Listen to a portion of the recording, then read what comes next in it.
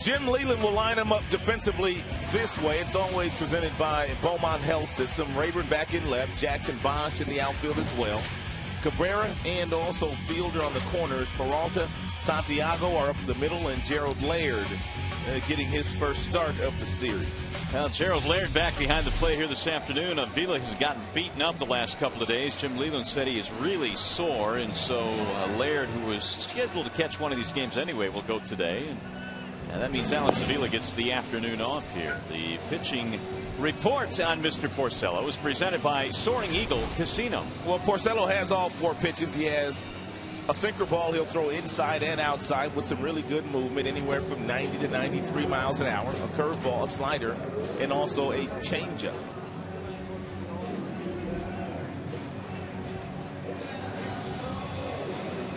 So as Porcello continues his tune-up tosses here this afternoon, we remind you to vote for your Tigers McDonald's Player of the Game today. It's presented by the Big Mac. Using your cell phone, you can text Tigers, then a space, and then the player's uniform number to 37338. Or if it's easier, you can vote online at foxsportsdetroit.com. Well, the clouds are trying to bust up a little bit. We've had rain here each of the last 3 days. Of course, delays the last 2 nights. A delay here this afternoon as well. But the good news is we have some sunshine at the ballpark, at least a little bit of it right now. And we are ready for baseball here this afternoon as we bring you the final game of this 4-game series. It'll be Denard Span leading it off for Minnesota. Span, then Ben Revere, and Joe Mauer on a warm, muggy afternoon here at the ballpark. And Rick Porcello in search of win number 7 on the season. All set to go to work this afternoon. Span batting .273. And here's the first pitch of the ball game today. It's a strike called on Denard Span. Span, Revere, and Mauer. The defensive alignment for the Tigers. Cabrera in a step at third base. Here's the 0-1. Back him out of there. 1 ball, 1 strike. Span in the series just 3 for 13. They have handled him pretty well. He's not been able to do a whole lot of damage despite his career numbers against Detroit pitching. Here's the 1-1 offering. Shot in the air toward left field on a line, and Rayburn is there. 1 gone.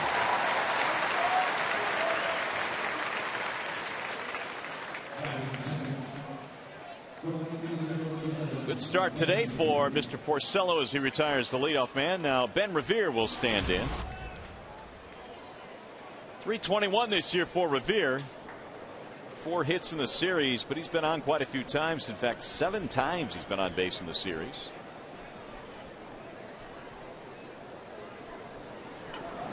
And he looks at a strike. 0-1. Revere grew up in Georgia. Went to high school in Kentucky. His father is the running backs coach at Eastern Kentucky University, so they moved to the Lexington area. There's a base hit to left, and so very quickly the speedy Ben Revere is on this afternoon. Revere has worn out that hole between third base and shortstop in this series. Really short, quick, compact swing, and they have not been able to keep him off the base paths. Now Joe Mauer will step in. He's DHing this afternoon.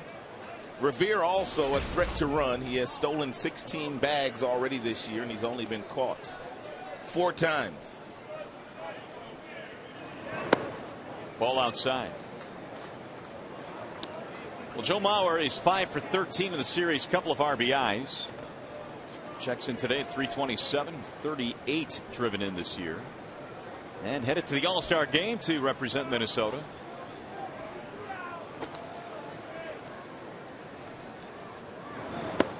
Porcello missing high. 2 balls, no strikes on Mauer.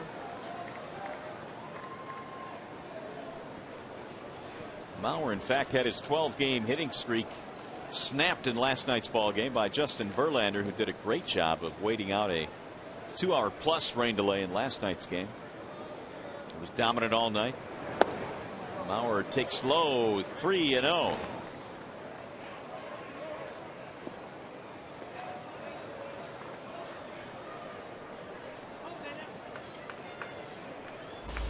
Tigers came in 2 under the 500 mark at 40-42. There's a strike call, 3-1. Mauer returning to his numbers of seasons past when he was an All-Star. In fact, he's won 3 batting titles after a rough year marred by injuries last year. Rough by his standards, at least. Revere draws a throw. So far, Verlander's done a very nice, Porcello has done a very nice job at keeping Revere at first base, which is very important when Mauer's in the batter's box. He has grounded into 15 double plays this year. Does not get out of the batter's box very quickly. Runner goes, and it's ball 4, and so the Twins now have something brewing here in the first. Single and a walk.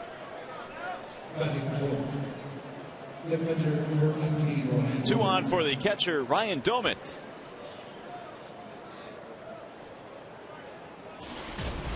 And Domit batting .279, has had a good series, couple of RBIs, 3 hits. They have elevated him to the 4 slot in the lineup today, batting cleanup. Domit had been batting 7th.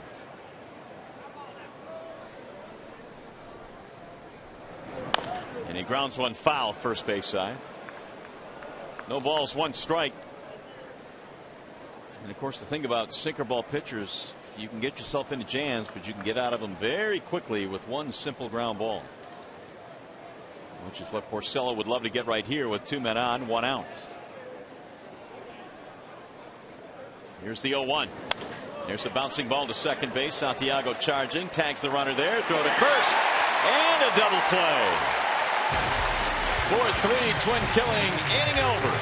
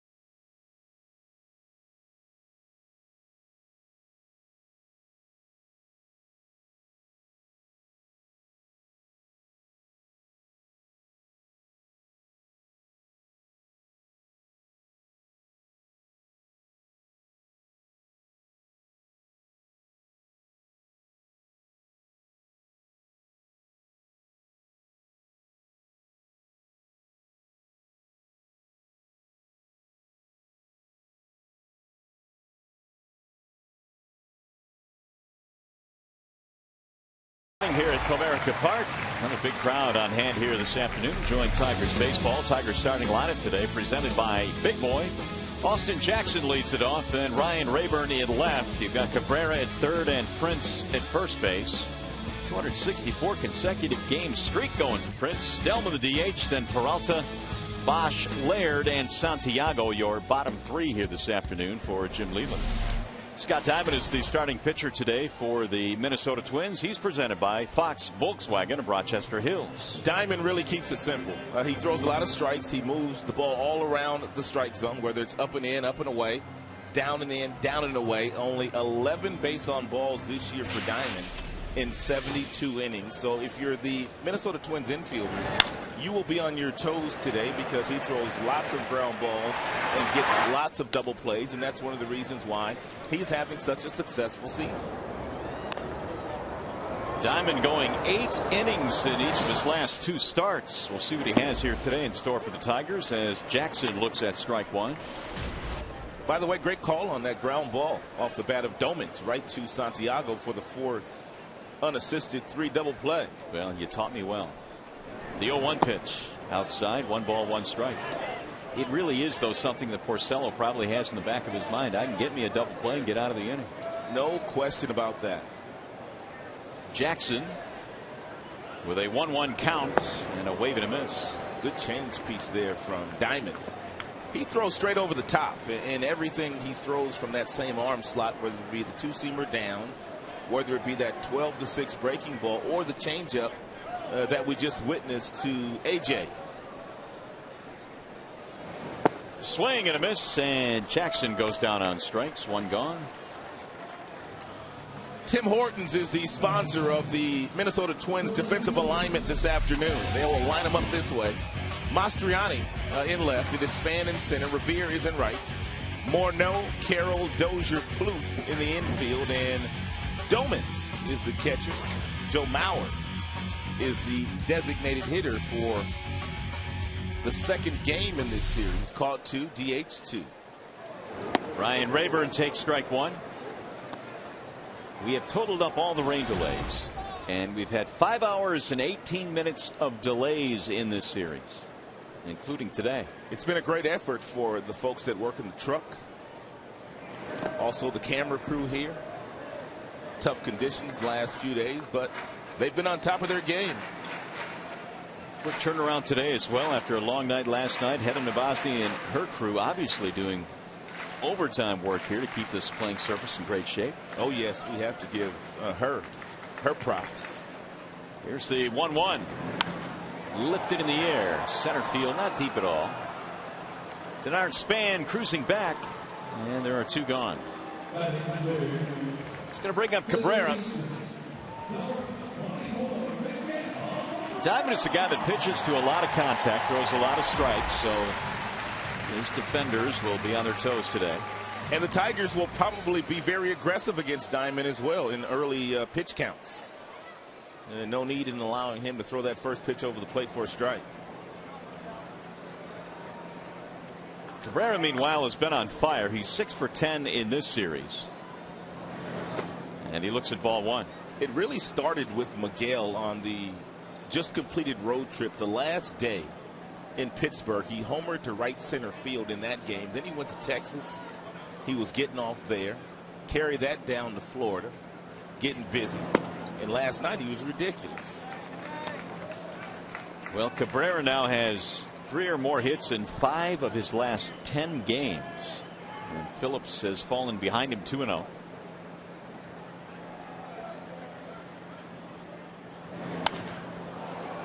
Get back out of play. Last night, Cabrera, you talked about the night he had. Man, was he on last night. There's not a lot of guys on this planet that can take this pitch right here and hit it 420 feet straight away center field, and then take the same pitch maybe 6 inches higher, get out in front of that one and scorch one into the Tigers bullpen.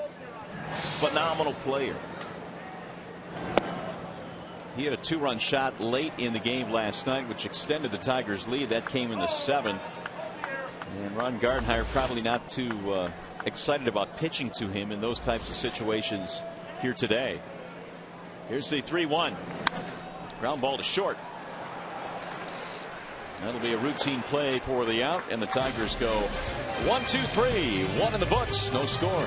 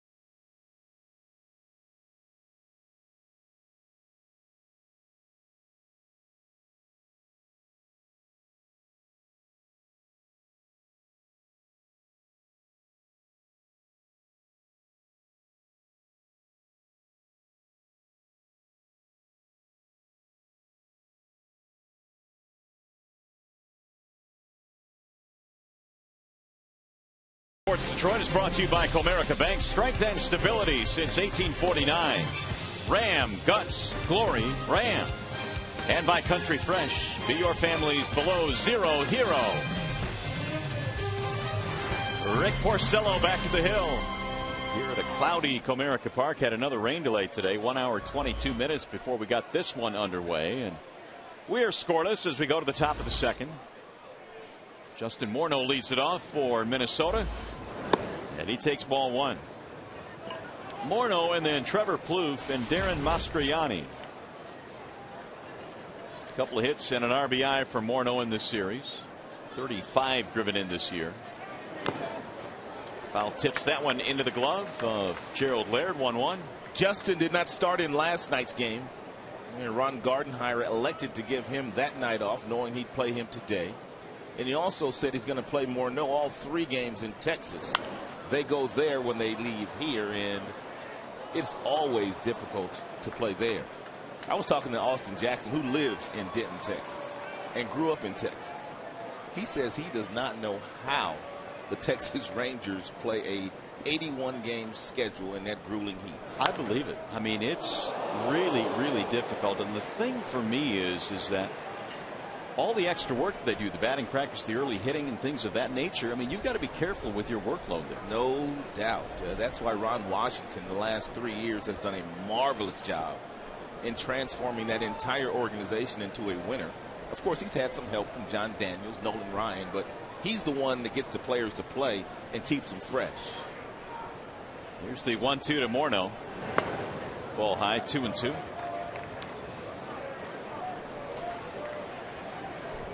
Morneau batting .238, sits safely in his last 6. Porcello allowed a hit and a walk in the first, but got a double play ball. Missed it high, 3-2. Well, Morneau this past offseason was exploring some ways to maybe combat that concussion that he had, and he was looking at his diet as well, and he dropped about 20 pounds this offseason. There's a ground ball to second, and gobbling it up there was Santiago. 1 gone. Morneau said he cut out the sugar and the dairy out of his diet this past offseason and shed the pounds with ease. Here is Trevor Plouffe now with 1 out. Plouffe is homered in the series, and somehow, some way, he has jumped onto the map very quickly with 19 home runs in the first half.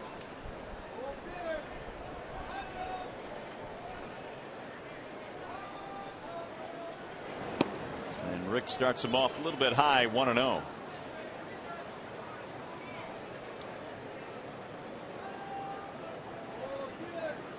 By the month, you see Plouffe had a tremendous month of June with 11 home runs. Talked about the fact last night that a lot of them have been solo shots, so his RBI is really not all that high, but providing power nonetheless.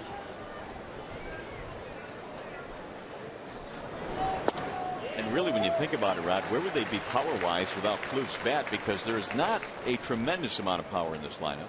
No, really, just he and Willingham are the only ones that are hitting for power.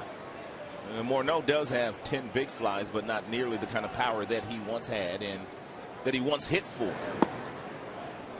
2-2. The whole thing with Plouffe is you have to force him into hitting the ball to right field or up center field. He does not have much power in that direction, but he's got a lot of pull power.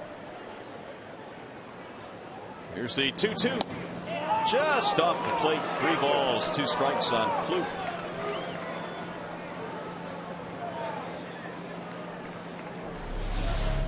Mr. Fox tracks up early today. Short turnaround. On top of his game, too. Drill to right center field. It'll get down. Base hit. Jackson quickly gets over there. And Plouffe has a 1-out single. That's a good at-bat right there for Trevor Plouffe. And if he continues to do that with regularity, he'll start driving in more runs. He has 19 home runs, only 35 RBIs, because he doesn't do this very often. He will not take his base hit the opposite way. He does there, however.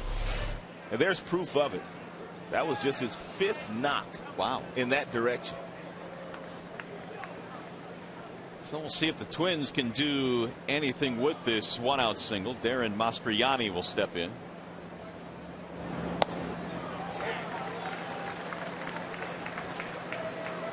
.220 batting average. Mastriani off the waiver wire.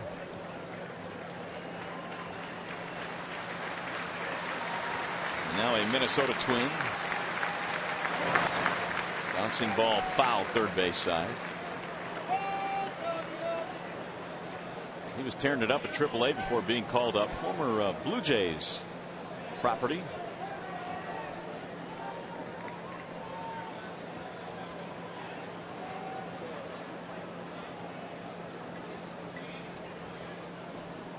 In fact, Aaron got to the big leagues for just one game last year. 2 big league at bats, was 0 for 2.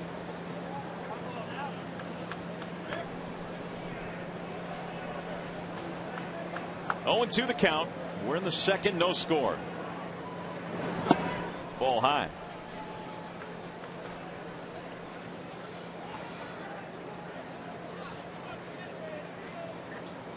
Porcello needed just 12 pitches to get out of that first inning. As 1 on, 1 out here in the second.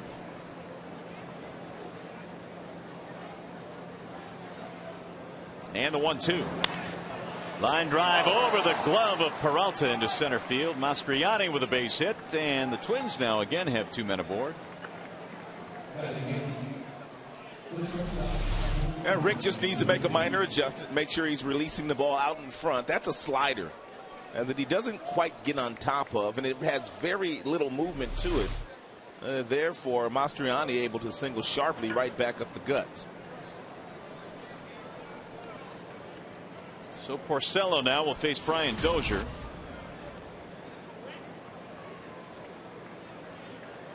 It was 3 out of 10 in the series. In there for strike 1.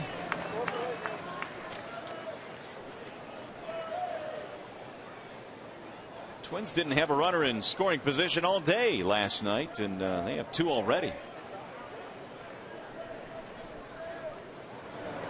There's a bouncer back up the middle into center field. That's a base hit.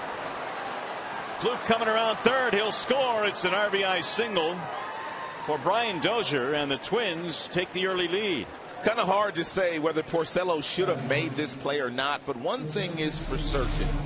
When you get yourself in a situation where you need a ground ball and you're a sinker baller, if that ball comes right back at you, you have to be in position to field your position, and I'm not quite sure Porcello was there on that particular ground ball. So 3 straight hits for Minnesota gives them a 1-0 lead, and now Jamie Carroll will stroll in. That'll be the 4th hit of the game for the Twins, and they have first and third, still only 1 out. We have seen on occasion that because Porcello gets so many ground balls, he will give up a lot of hits. In fact, he allowed 10 in his start against the Cardinals back on the 20th.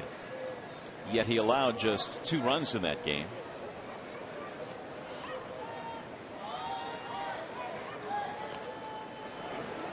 Dozier gets back in.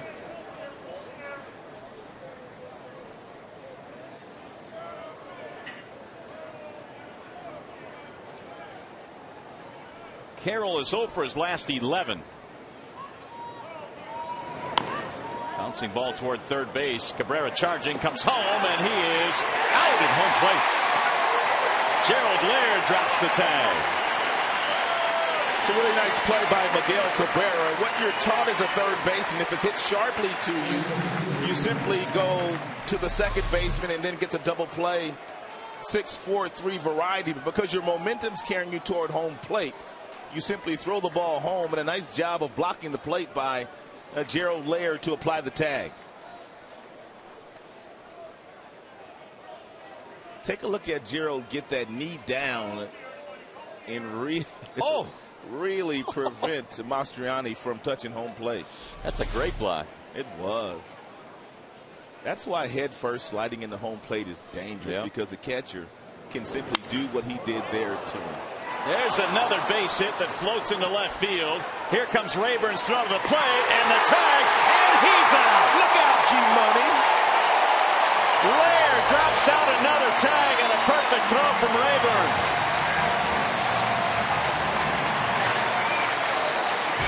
And the damage is held to a minimum.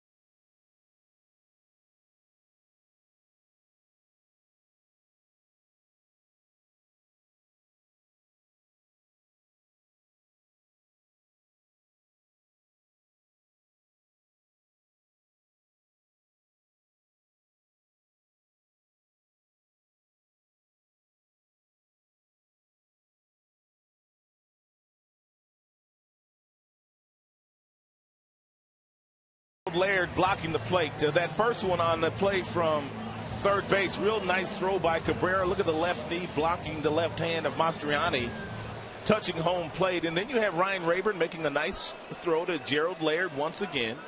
And G Money willing to give his body up again to make sure that Dozier doesn't touch home plate. So the Twins have 2 runners cut down at home plate, and they settle for 1 run. Meanwhile, the Tigers coming up now here in the second. On that last play when Dozier was trying to score, Gerald Laird really didn't tip his hand as to whether there was going to be a play at home plate or not. He kind of stood there and pretended like there was not going to be a throw. And then he simply caught it and applied the tag to Dozier. Nice job. It'll be Fielder and then Young and then Peralta here. There are so many general managers nowadays after the Buster Posey injury at the beginning of last season that are encouraging their catchers not to really block home plate, especially some of your younger talented catchers. But Gerald Laird not having any of that.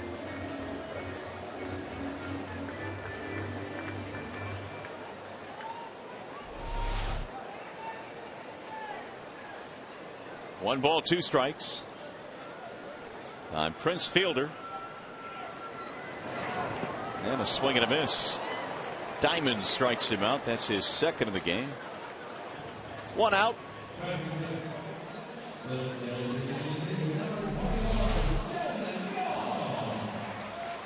Pretty good breaking ball here from Diamond.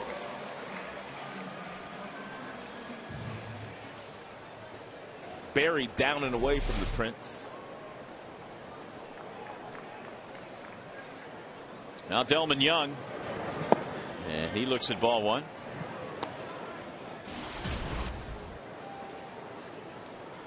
Delman 2 out of 12 in the series, has 1 RBI. There's the 1-0 pitch. 2-0 on Delman Young.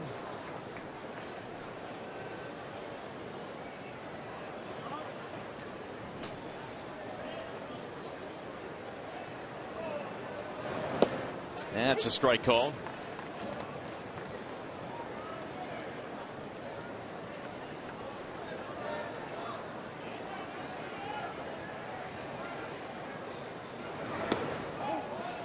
They want the appeal. They will get the appeal, but he held up.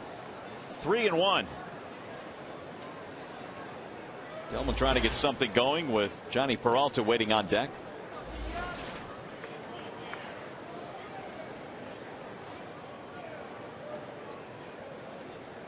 Here's the 3-1 pitch. And he walked him. That's hard to do. Yes, it is. I mean, no, seriously. That's hard to do. We got to look these numbers up, man, because he doesn't walk a whole lot. That's only his 9th walk in almost 300 at-bats. Hey, fans, the Tigers Classic Car Show is this Saturday at Comerica Park prior to the 4:05 game against Kansas City. Check out dozens of classic cars. For tickets, call 866-66-TIGER or visit tigers.com. It's analysis like that that just separates you from other guys. That's hard to do. Simple as that. There's a strike called on Peralta. Johnny batting .257, 1-4-7 in this series against the Twins. Just trying to keep it real. Well, Diamond doesn't walk too many to begin with. No, he doesn't. Only 11 coming into play today. Yeah, let alone Delman Young. There's a ground ball to second. Looks like 2. There's 1. And Dozier's relay is a double play. Diamond does a lot of that. Well, Tigers baseball this afternoon presented by Bell Tire.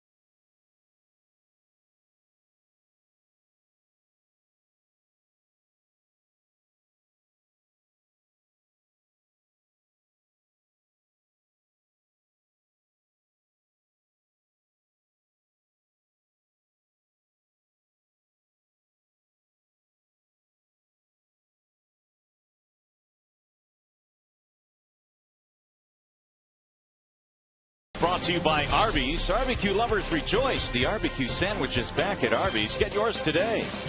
And by AT&T, the nation's largest 4G network. AT&T, rethink possible.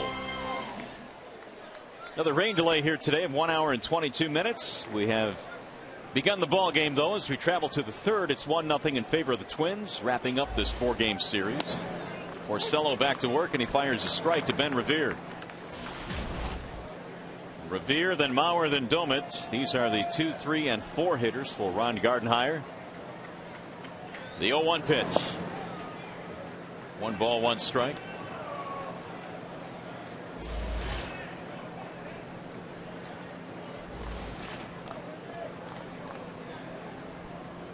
Porcello got a double play in the first, gave up a run in the second, although it could have been worse. He had a couple of guys thrown out at home plate.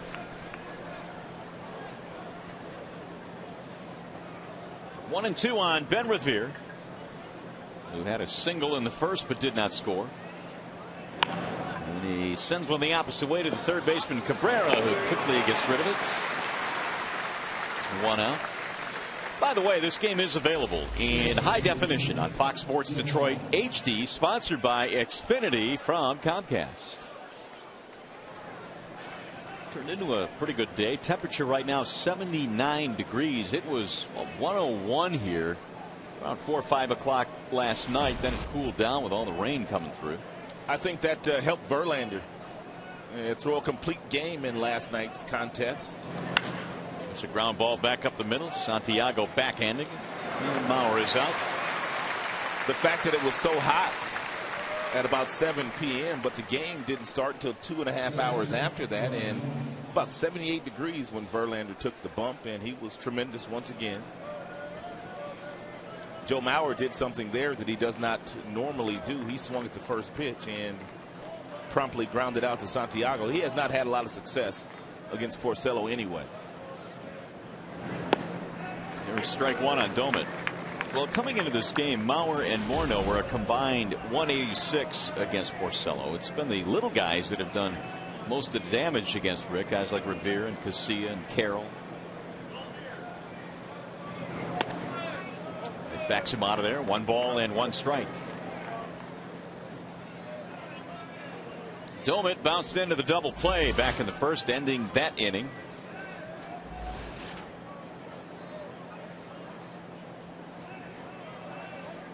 Rick has already gotten 5 ground balls.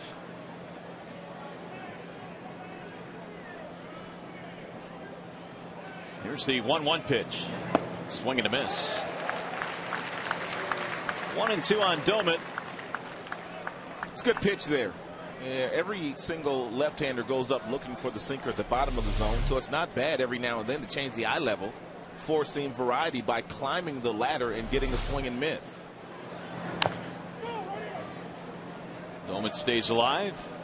And really, that's one of the things that Porcello has done well in his last 3 starts. East to west with the sinker ball at the bottom of the strike zone, inside and outside, and every now and then he'll elevate a fastball at about 94 miles an hour, which looks good, but it's tough to catch up to. 9 ground ball outs in his last start at Tampa. There's another foul. 1-2 the count remains. That one probably caught Dana DeMuth. Home plate umpire today, the veteran up. A little glancing blow right off the chops.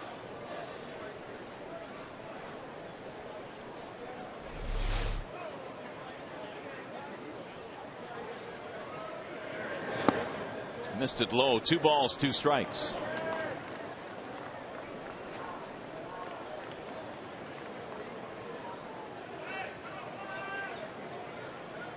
Sun again trying to peek through the clouds. We haven't had a whole lot of that this afternoon. Grounded foul. Well, the Tigers had their series in Texas in 100-degree weather, and that's where Minnesota is headed next. They'll go play the Rangers while the Royals come in here to Comerica Park. Royals will get here somewhat late tonight. They're playing a night game in Toronto. Not a long flight, though, from Canada.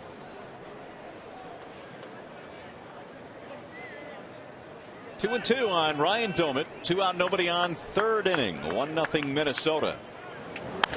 And a drive down the right field line. Hooking foul.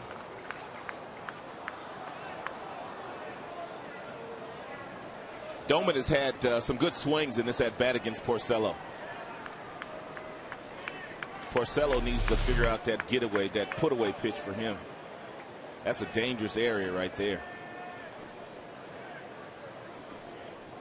This will be the 9th pitch coming up in this at bat. And here it is. Fouled away again. Porcello was the Tigers pitcher of the month in June. He was 3-1 last month. ERA of 3.00.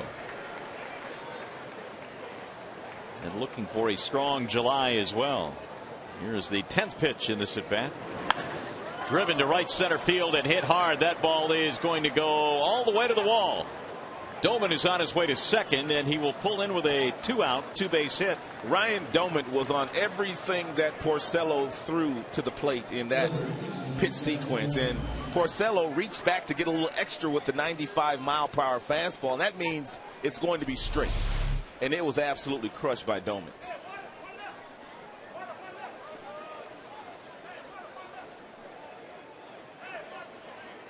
Domet had to work for that 2-base hit. He fouled off 5 pitches with 2 strikes in the count.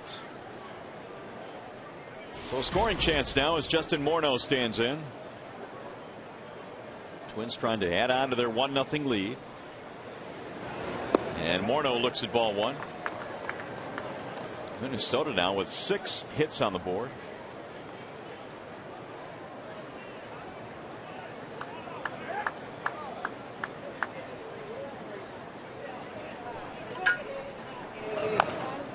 Number off the end of the bat. Cabrera on the charge. Barehanding. His throw is off target. Fielder came off the bag to save it, and everybody is safe. It's a do or die play for Miguel Cabrera. He comes in, he barehands it in the palm of the hand. He transfers to the fingertips and flips it across the diamond. And it's a nice play by Prince coming off the bag to prevent that ball from going into Minnesota's dugout.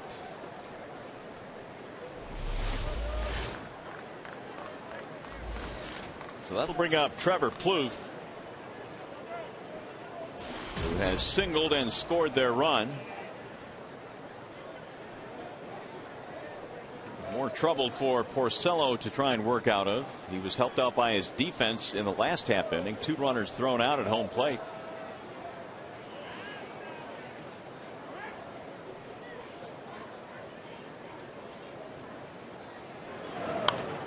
And he popped him up. Gerald Laird discards the mask, and the threat is over. No runs, a pair of 2-out hits, 2 men left.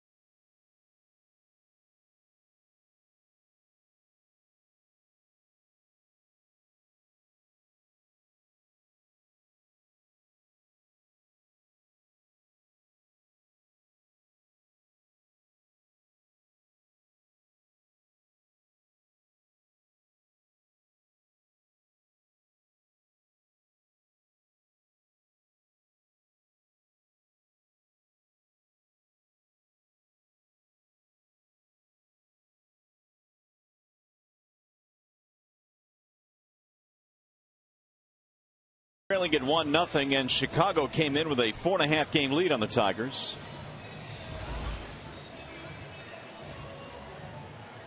We've had a couple of those comebackers. It started on Saturday, and this was Jeremy Hellickson, fresh off the disabled list, and Prince hit one right off his right ankle. He had to leave the game. And then in last night's game, we also had Avila, a hit run right off Dunsing and knocked him out of the game too. Dunsing took one step, had x-rays and nothing but a bruise, which was good news for Minnesota. It'll be the bottom 3 facing Scott Diamond here. It'll be Bosch, Laird, and Santiago in the home half of the 3rd. And there is strike 1 to Bosch. 1 run, 7 hits already for Minnesota. No runs, no hits for Detroit. Bosch 4 out of 9 in the series. Had a big game 2 nights ago. And he looks at a ball outside, 1-1.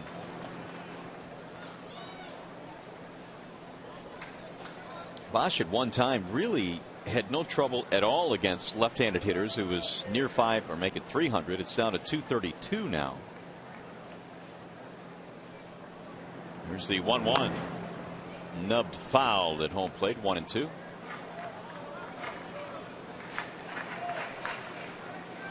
Bosch has 8 home runs and 30 RBIs.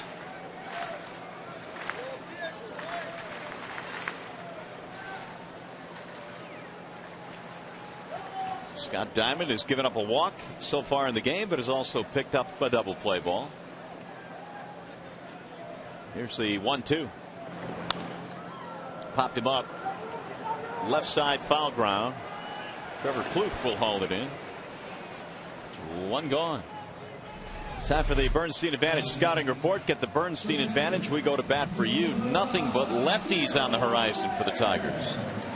And Tigers, for a pretty good stretch there, had no problem against left-handed starters. And the numbers this year not as lofty as they have been in the past.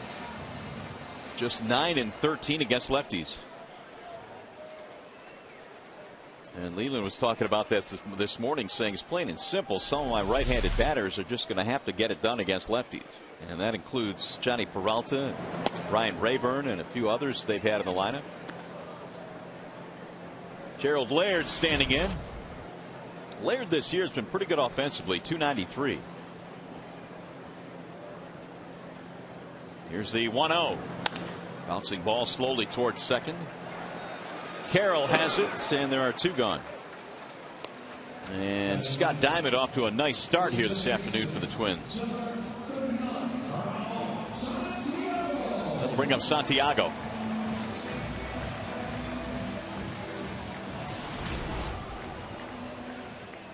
Two out of 10 in the series for Ramon.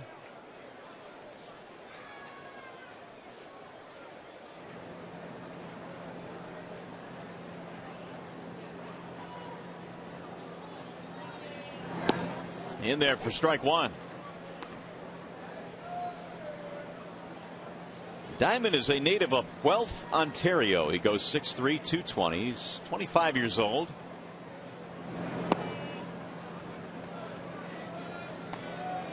Last year at AAA, he was 4 and 14. He has turned things around this year and provided Minnesota with a solid option in their rotation. It's a bouncing ball to third, right at Trevor Plouffe. Another ground ball out for Diamond. 1-2-3 inning. 3 in the books here at Comerica. 1-0 Twins.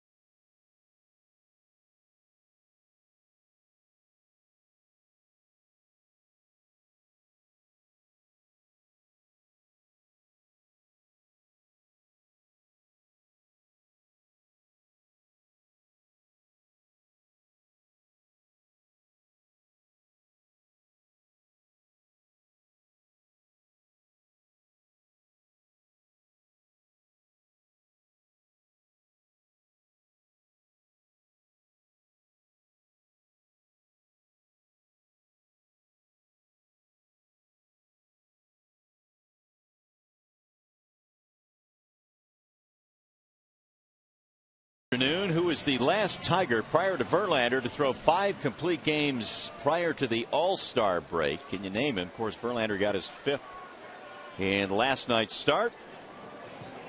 Who was the last to do it before the All-Star break? Here come the Twins now as we go to the 4th in a 1-0 ball game. Minnesota has the lead, and Porcello back to work.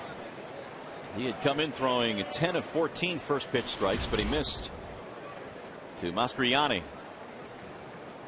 He'll be followed by Dozier and then Carroll. 7, 8, 9. Swing and a miss. 1 ball, 1 strike. Mastroianni has a lot of speed. In fact, he stole a lot of bases, 200 of them in the minor leagues. Here's the 1-1. Bouncing ball to third. Cabrera has to go off the glove. Peralta may have a chance. Safe. So the leadoff man is aboard for Minnesota. That's what happens when you're at third base and you have to play in because the hitter that is standing in the batter's box has good speed. If Cabrera is back a step or two, he makes this play no problem.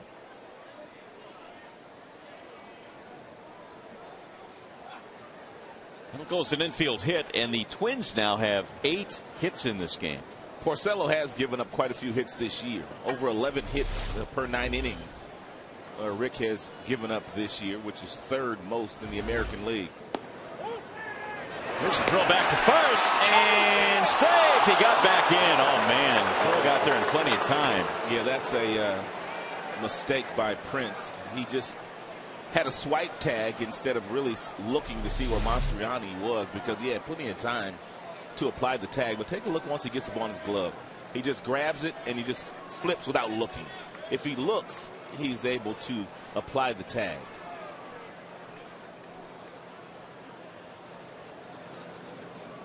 Meanwhile, Mastriani thought Dozier would get that ball down, and he got bailed out. Fouled back out of play. 0-2.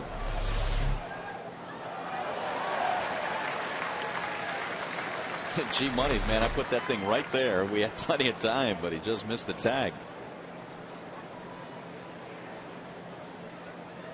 0-2 on Brian Dozier.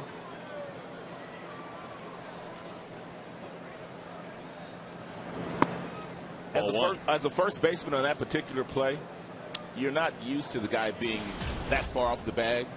Therefore, most guys will come back and just swipe tag, and sometimes you get lucky in getting the out there. But Prince had so much time there because Mastriani had ventured so far off the bag. Slice to center field, base hit. Mastriani will go to second, and yet another hit. Well, Rick's got to make an adjustment. I don't know what the game plan is for him against this team. We know he's got a good sinker ball, and we know that usually when he goes out there, that's what he needs to do is throw lots of ground balls. But when you've given up 9 hits and you haven't gotten through 4 innings, you have to make an adjustment. 8 of the 9 hits are singles, 2 of them of the infield variety. First 2 men reach here in the 4th inning for Minnesota. Here's Jamie Carroll.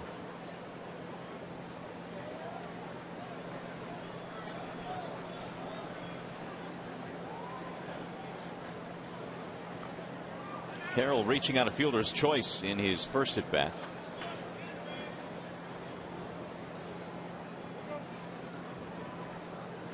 Porcello had gotten ahead of Dozier 0-2 and then gives up his 9th hit. Carroll showing bunt. There's a strike called. 0-1. Jamie Carroll has 4 sack bunts this year.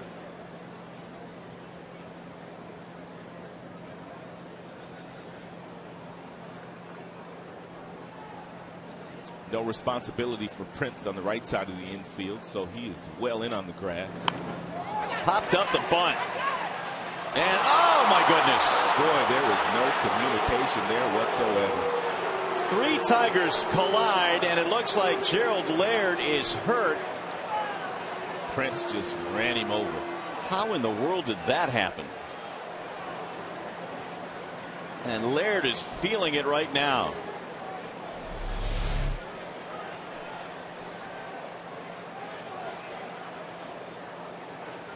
Porcello actually got his glove on the ball. Prince was charging from first base. Oh. And the left elbow of Prince fielder drills Laird. In all honesty, the play is Prince fielder's play because he was off first base so far, and he's the captain in the infield when those 3 guys are approaching a pop-up. The pitcher, the catcher, and the first baseman. The first baseman has priority. Gerald Laird clearly called for it, but Prince, he didn't see him calling it, and he cleaned his clock. Take a look at Prince. He's well in, and he can make this play. He already takes off, so he puts his glove up. He's telling him right now, I got it. I got it. He put his hand up, but Gerald Laird didn't see him. Porcello obviously didn't see him. and that's where the miscommunication comes into play. Should Porcello just have peeled off there? Well, Porcello is trying to make a play, but very seldom do pitchers get a chance to catch the pop-up. But he wants it out. You can't fault him for that. True. A break there for Minnesota. Hopefully a break for the Tigers, and that Laird is not hurt here.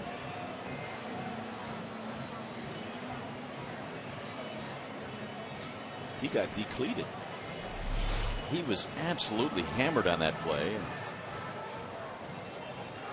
We'll see if Laird is able to continue in this one. Prince was running full speed. He sure was.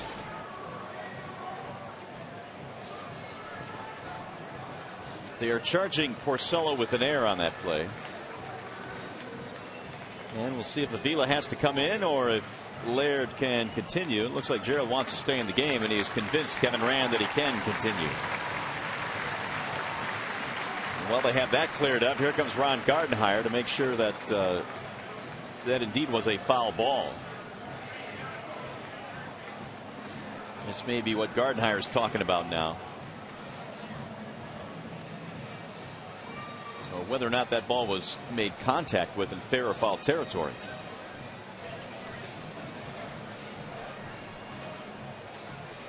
I mean, it really was kind of borderline.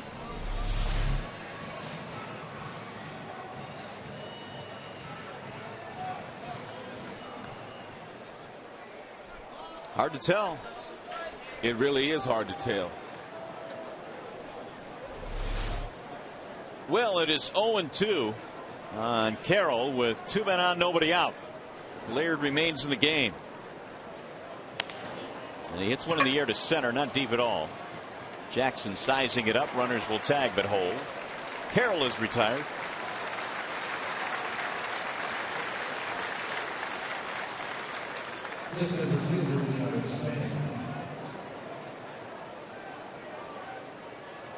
Twins in this series have 32 total hits, and a good majority of them have been singles, which has certainly been the case here today.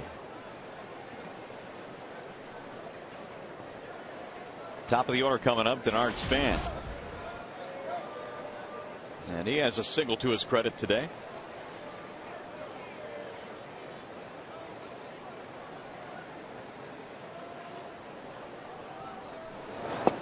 Span takes ball one.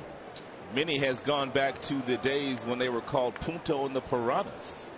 Just kind of chomp at you. Slapping the ball around the Metrodome. Yeah, they do. They've been doing a lot of chopping today, but they've only scored 1 run. They've stranded 5. Here's the 1-0. Rolled foul. 1 ball, 1 strike on Span. Twins got a run in the second. RBI hit by Dozier. They're threatening as well here in the fourth.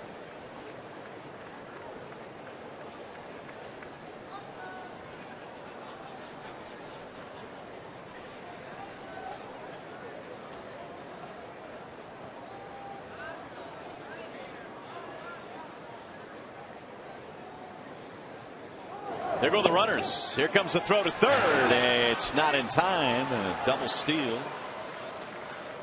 We talked about Mastriani's speed, and he swipes third. It's the second steal of third in this series for Minnesota. Ben Revere stole third base a couple of days ago.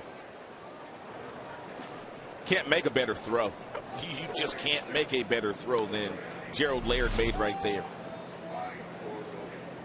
Mastriani now 6 for 6 in stolen bases. So Carroll doesn't get the job done. He doesn't get the bunt down, but they're fearless on the base paths, and they get themselves into scoring position anyway, second and third variety, with 1 out. And a 2-1 count on Denard Span. Make it 3 balls, 1 strike.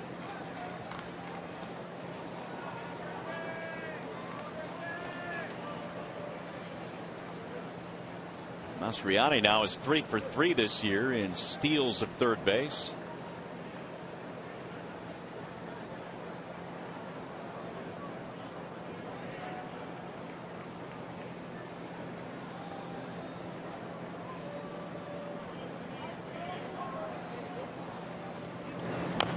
Little chopper and over the glove or barehanded Porcello. Throw to first, not in time. A run will come in, and Rick almost snatched that thing out of the air. So continue to chip away. It's another infield hit. Span runs too well once Peralta gets the ball in his hand and throws it over to Prince. Span already passed the bag. Look at him run.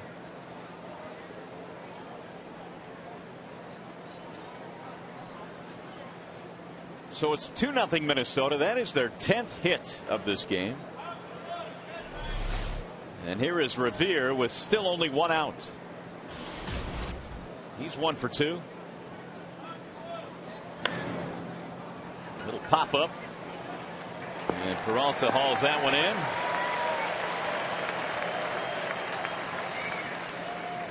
Revere's out, 2 gone. And now that'll bring Joe Mauer up there with 2 outs.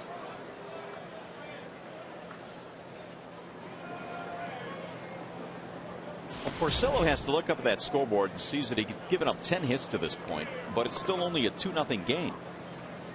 As we play here in the 4th inning, Porcello has been helped out by a double play and 2 runners thrown out at home plate. Mauer, meanwhile, a walk and a ground out. In there for strike 1.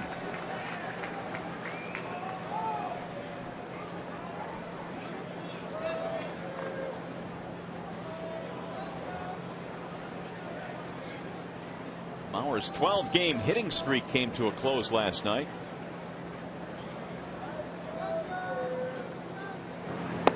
Ball high, 1 ball, 1 strike.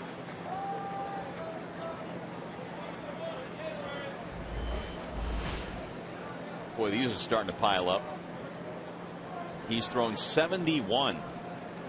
Verlander threw 78 pitches last night. He got through 6 innings. Maybe even 7 innings with 78 pitches. Missed with it. 78 pitches for Verlander in last night's game through 7 innings. Yeah, pretty impressive. Much different story here today, though, yet again the score remains only 2-0.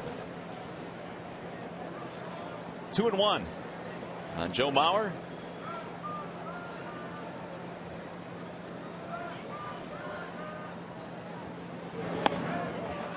Three and 1 on Mauer.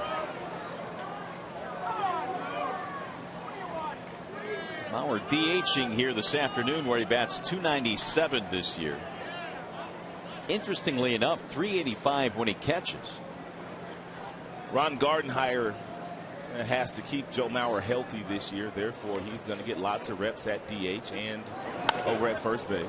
He'll shoot that one on a line to left, and it is trapped by Rayburn. Another run will score. Mauer gets a base hit and an RBI, and it's 3-0 Minnesota.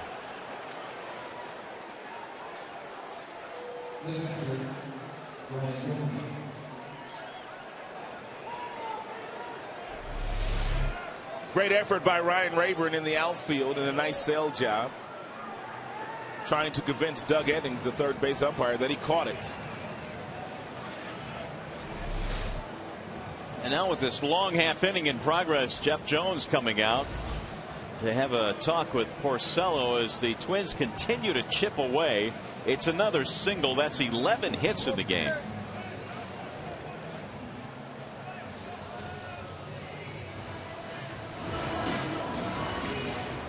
Things go quiet right now in the bullpen, although Darren Downs is up.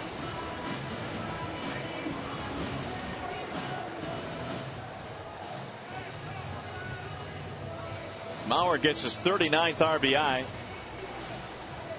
3-0 Minnesota. That keeps the inning going for Ryan Domit.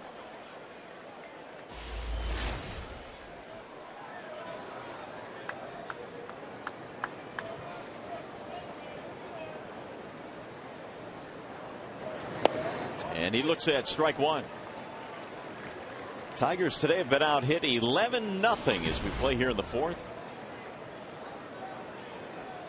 Doman had a 2-bagger. That came with 2 outs in the 3rd. They did not score him. A little bit outside. 1 ball, 1 strike. So the 11 hits allowed by Porcello is a season high. His previous high was 10. He had done that twice. Texas and St. Louis. Pulled foul. 1-2.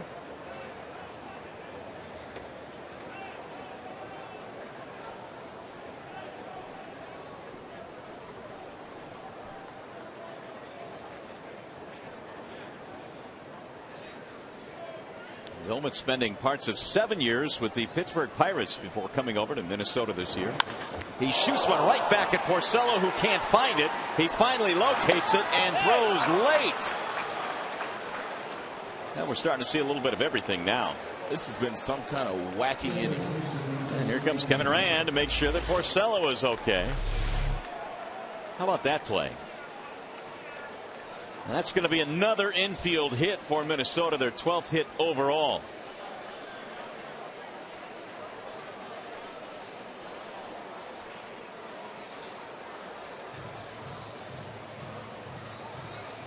When you throw that sinker ball down and away to left-handed batters when they're doing what they should be doing, you can expect the ball to come right at you.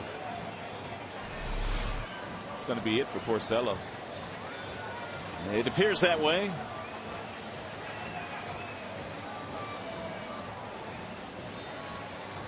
So Rick will come out of this game, and you talk about some wacky stuff going on here. Boy, did they give him a lot of outs in this particular inning. That's Mastriani that should have been tagged out.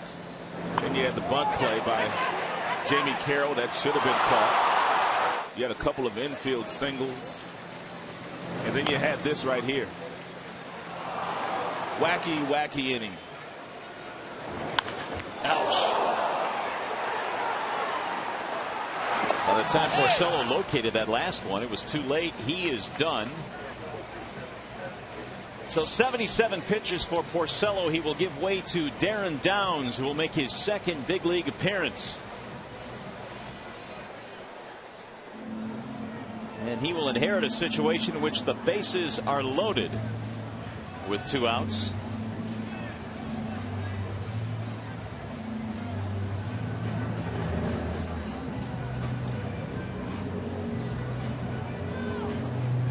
And while we have a brief moment here, let me tell you that you have a chance now to send the Fox Sports Detroit girls to Kansas City for the 2012 MLB All-Star Game. Go to foxsportsdetroit.com and vote for Allison and Lauren, and they compete against the other Fox girls around the country.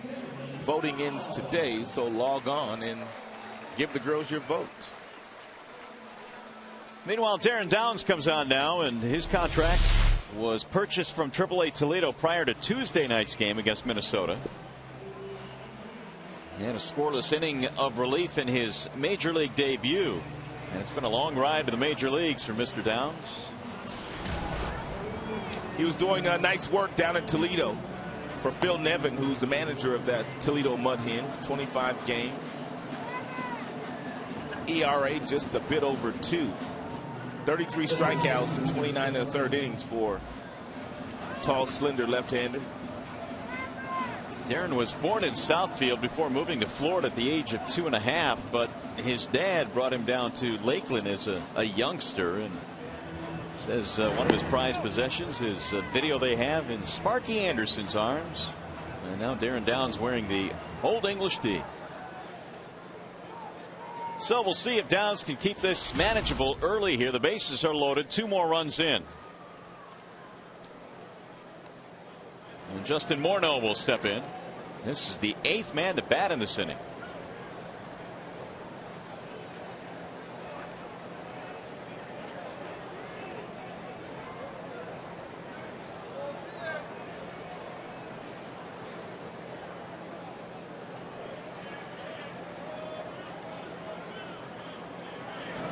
Morneau swings and lines it to third. Leaping catch by Miguel Cabrera.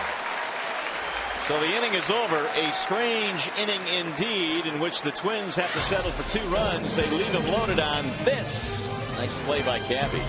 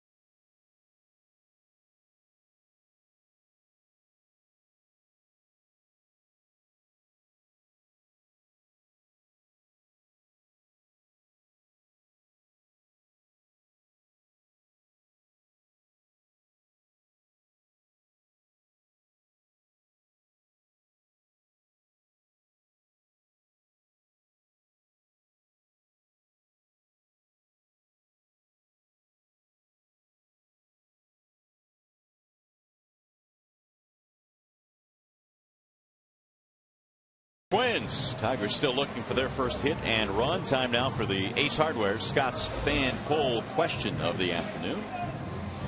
And let's see what we have in store here today. Who is your choice for the Tigers' first half MVP? Is it A, Miguel Cabrera, B, Prince Fielder, C, Justin Verlander, or D, Austin Jackson? Make your selection. Enter your vote by texting ACE and then a space. Then the letter answer to 37338. See the final results post-game during Tigers Live. If you'd like some further information to help you make your decision, here you go. Here's some of the superlatives.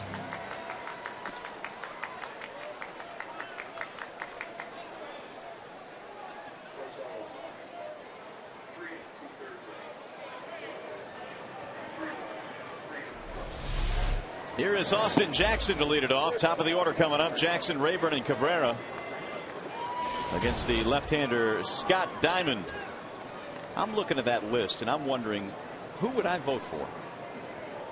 And I'm not sure I can come up with a quick answer. That's grounded foul. No, I'm not sure you can. I mean,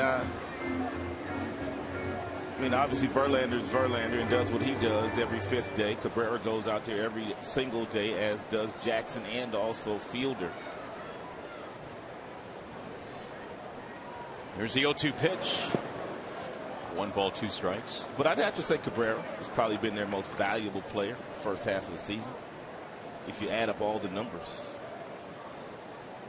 Yep, it would be hard, I guess, to go against that. Although all 4 of the gentlemen we showed on that graphic certainly worthy. The 1-2 is rolled fair over the bag at third base. Jackson motoring his way towards second, and he'll pull in with a double. That is something that Austin Jackson has been doing with regularity lately. He's been getting a ton of extra base hits.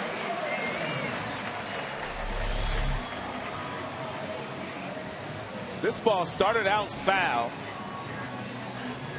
and hit right over the bag.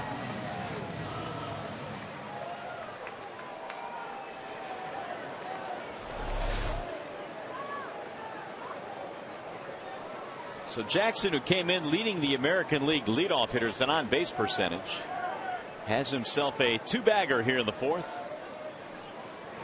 And Rayburn looks at ball 1.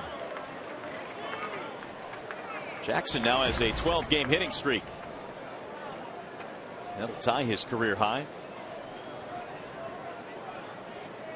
Rayburn flied out to center back in the 1st.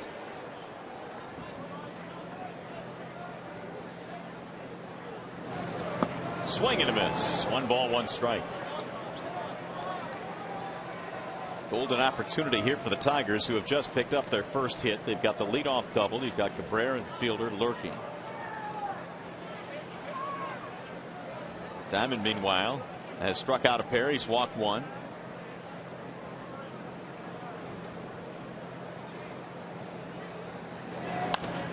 That'll get back out of play. 1-2 on Rayburn.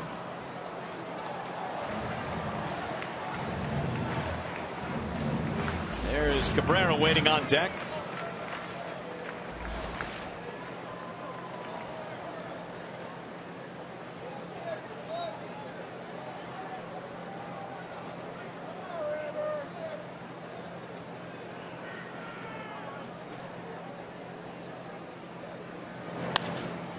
Fly ball right field.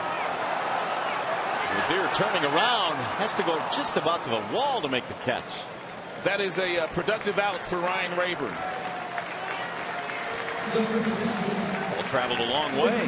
He'll get some high fives once he gets back to that Tigers dugout as a result of getting Jackson over to third. Now Cabrera will try and drive him in. Tigers trying to get their first run of the game, trailing 3-0 here in the 4th. Cabrera grounded out his first time up.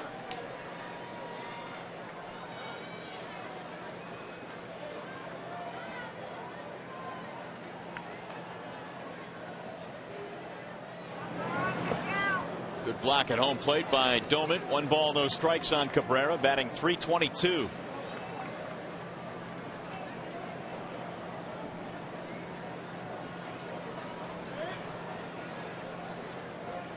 Cabrera had 7 home runs in the month of June already. Has hit 2 more here in July. Now the 1-0.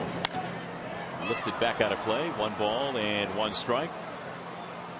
About the Farmers Insurance report card, looking at Miguel's spray chart in terms of home runs. Well, his home run spray chart looks just like his base hit spray chart. Foul line to foul line.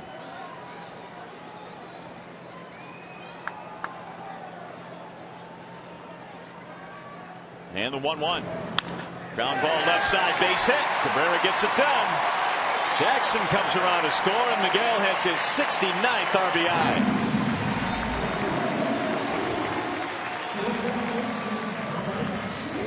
The Minnesota Twins continue to try to crowd Cabrera inside. The pitches they're making aren't necessarily horrible pitches, but Miguel able to pull his hands close to his body, barrel that baseball up, and hit it right between shortstop and third baseman.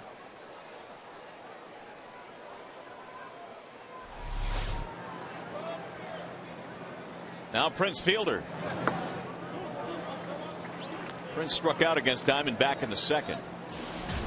One of 2 punch outs that Diamond has in this game. Tigers have come up with their first 2 hits of this contest.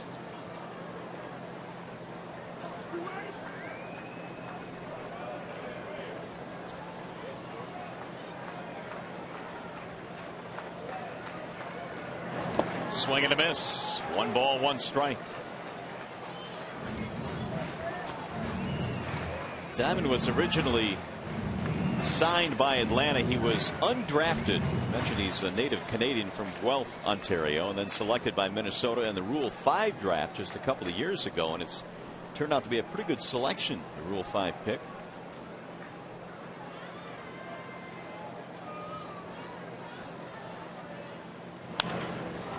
That's in the air, foul, back out of play. Of course, the Twins have had a few Canadians that have played for them at the big league level, including Corey Koski. Morneau is Canadian. Jesse Crane, Canadian. Didn't Corey Koski's career end prematurely with concussion issues as well? It did. It absolutely did. Here's the 1-2. Bouncing ball foul, first base side. Over the years, there have been 120 pitchers that have thrown in the big leagues that are Canadian born. Scott Diamond is one of them. Ferguson Jenkins, probably the most famous pitcher out of Canada. Absolutely. It's a good call right there. I forgot about Fergie.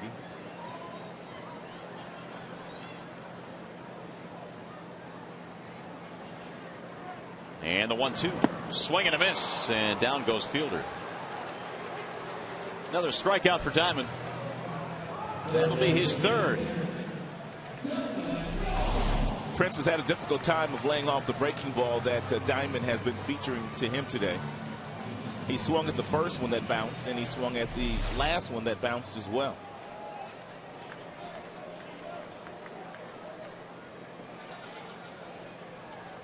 So here is Delman Young, who walked back in the second. And he shoots one off the pitcher. It'll roll to third base. They have time, and out at first is Young. And they get the out. Unbelievable. Just unbelievable.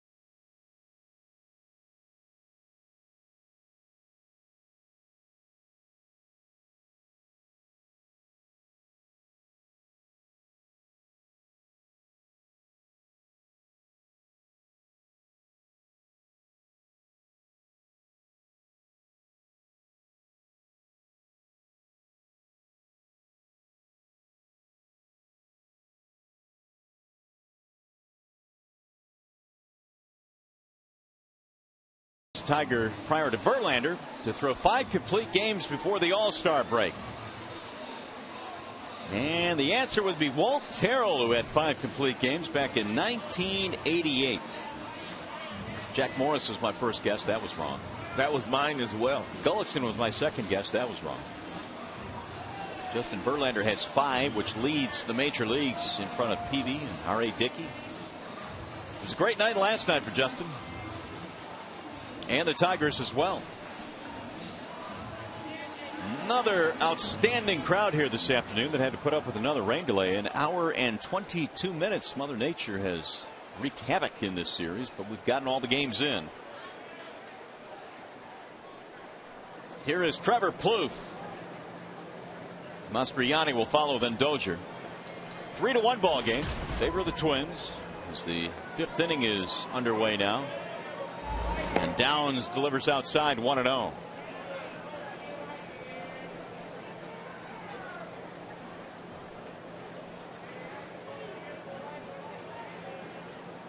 Diamond apparently is okay. He walked off the field. He got drilled on that ball hit by Delman Young.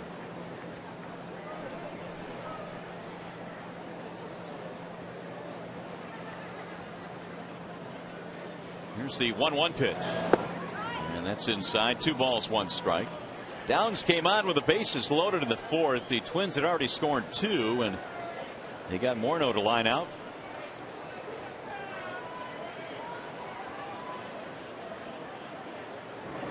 Swing and a miss. 2 balls, 2 strikes.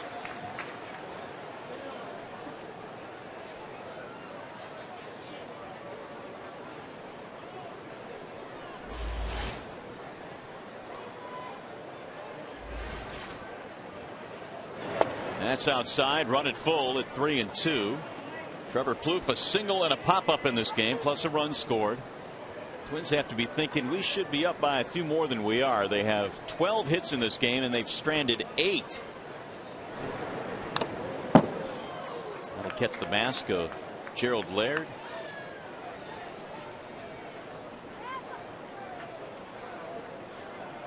Laird, last inning, got drilled by Prince Fielder's elbow, and now he takes a foul tip.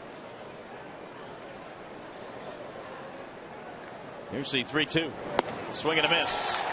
Plouffe expanding the strike zone for the strikeout.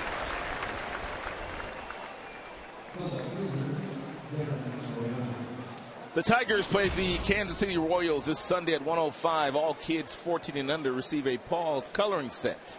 For tickets, call 866-66-TIGER or visit Tigers.com. Nothing like the old coloring set to keep the kids busy in the summertime. Those days are long gone for you. Yes, they are. Me too. Mastriani fouls it back. Those used to be some of the more difficult days, is to keep them busy during the summer. Oh, no question. It wasn't like when we grew up, when you could just simply send them outside and let them play until the street lights come on.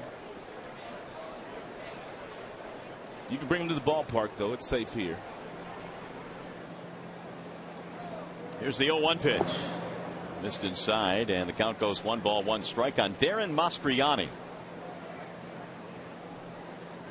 who was involved in some scoring today. Singled an infield hit, stole a base, scored a run back in the 4th, and his hitting streak now stands at 5 in a row.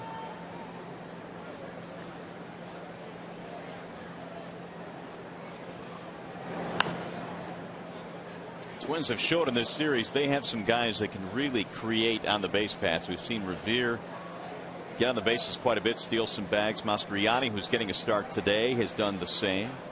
They've been playing that kind of game for a while. Of course, they've always had Mauer and Morneau, but for the most part, they've had some guys that would set the table for those two. Michael Kadire, Jason Kubel also did some damage in the middle of that Minnesota Twins batting order the last 6 years. Both have left as free agents. Kubel now plays for the Arizona Diamondbacks, and Kadire is in Colorado. Popped up. Right side of the infield, back to the grass, Santiago. Mastriani is out, 2 gone. Meanwhile, Downs has come on, retired 3 straight. after getting out of that big jam in the 4th inning. We'll bring up Brian Dozier.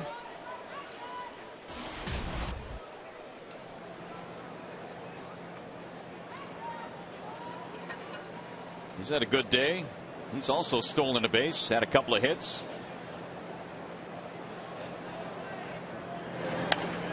A little soft liner back a second, off the glove of Santiago into short right field.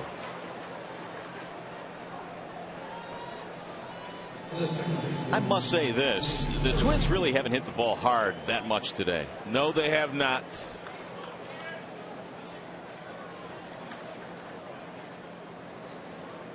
Just out of the reach of Santiago.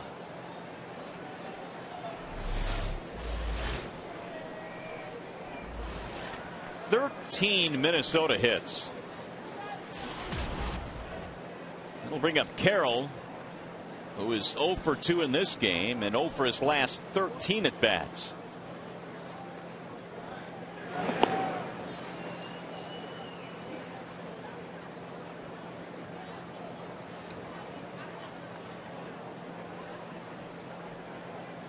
This year was the 10th season in the minor leagues for Darren Downs without ever getting to the big leagues. There goes the runner. Big jump, too. And Laird had no shot. When a base runner decides to go on first movement, usually the catchers don't have a chance at throwing that base runner out. As soon as Downs moved any part of his body, Dozier was off and running and stole his second base of the day.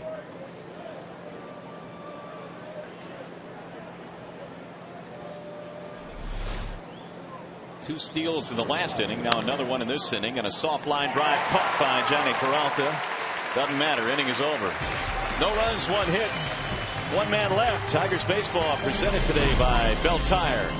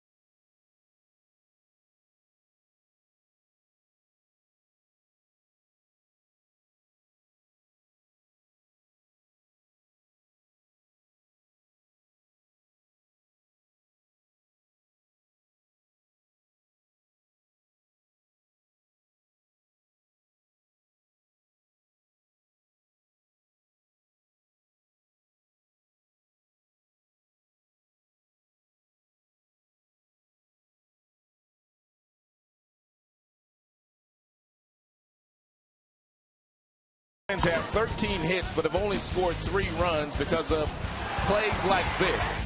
Nice throw by Cabrera, nice block of the plate by Gerald Laird, and then Ryan Rayburn comes up and fires a strike to home plate, and another really nice tag applied by G Money once again. And that has kept this game close. It is 3-1 in favor of Minnesota as we go to the bottom of the 5th inning, and Johnny Peralta leading it off.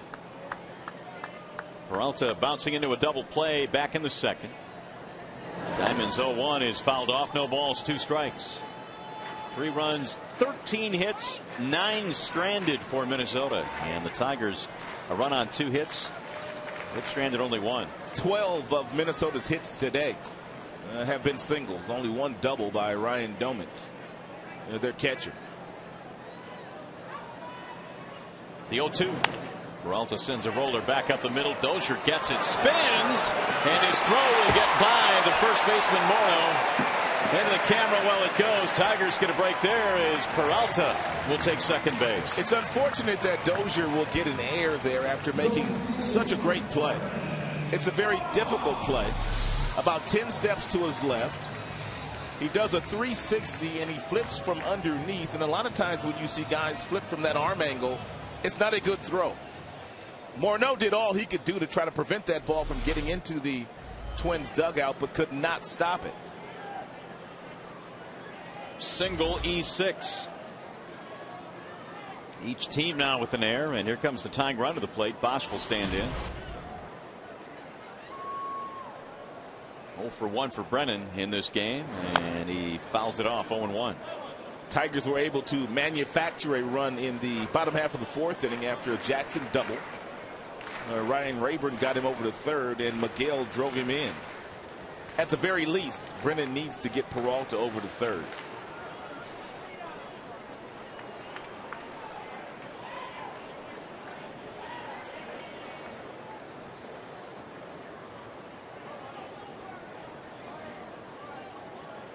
Here's the 0-1. In the air, center field, and hit well. Span is on the run. Not going to get it against the base of the wall. Peralta coming around to score. Bosch continues a really good series with a double and an RBI.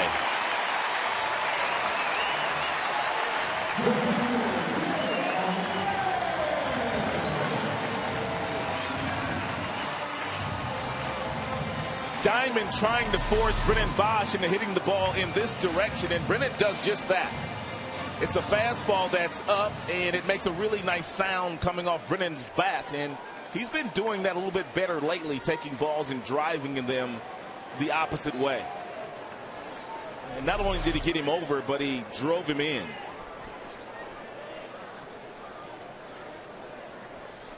Laird showing bunt, trying to get the tying run to third base with nobody out. That bunt sign, if you're wondering, does not come from the Tigers dugout. It's just Gerald Laird knowing that he has a job to do. And that's the same thing that Brennan was up there trying to do as well, and that was to advance the runner. Get him over to third with less than 2 outs.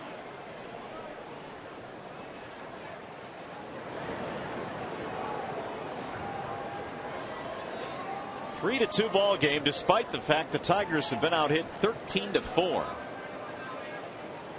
Now they're a base hit away from tying it up. 2 of the Tigers' 4 hits have been for extra bases.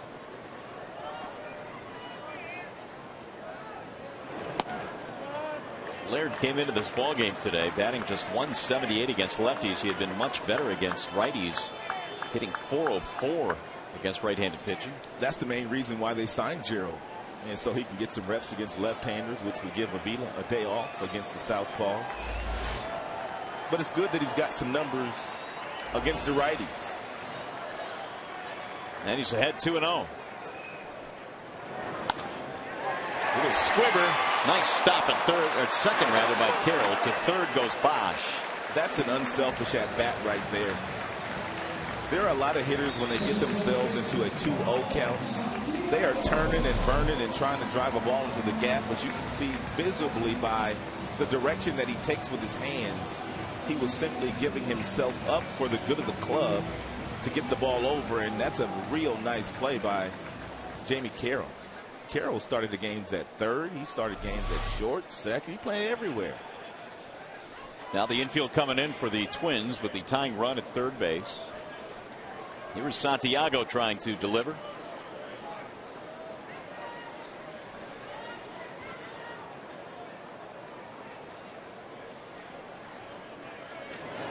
And a ground ball to third. It's a fair ball. Throw to first in time. Plouffe with a terrific play. Bosch anchored at third base.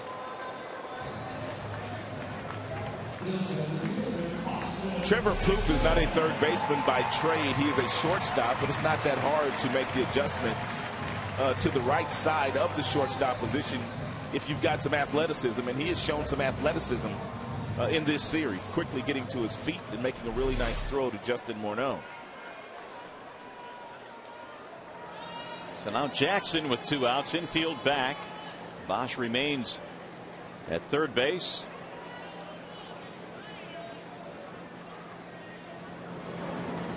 Jackson cuts and misses. He had a double and scored a run back in the 4th.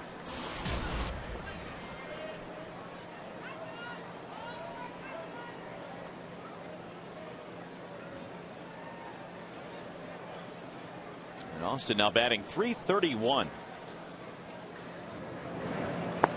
Outside, 1 ball, 1 strike. Tigers have a couple of hitters in the top 10. Austin Jackson and Miguel Cabrera. When you project the numbers for Jackson, you see a lot of the extra base hits. He is projected or on pace for 18 home runs this year. And he hits a ground ball to short. Dozier stays with it and throws him out. So the Tigers settle for 1 run. They get a little bit closer as we go to the 6th. It's now 3-2.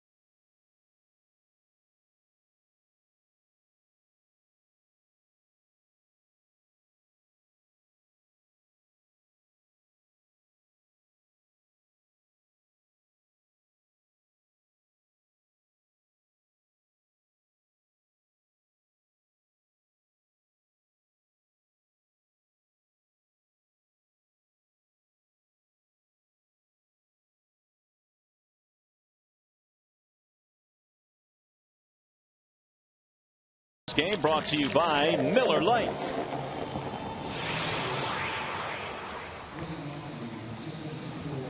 Well, the Tigers get a run back on the RBI 2-base hit by Brendan Bosch. We're at Comerica Park in downtown Detroit today on what has turned out to be a nice day after a rain delay here this afternoon of 1 hour and 22 minutes. Mario and Pemba, Rod Allen. Happy you're with us here this afternoon. Brady Klima is our producer. Mark Isofano is our director. Tawas in the house here this afternoon.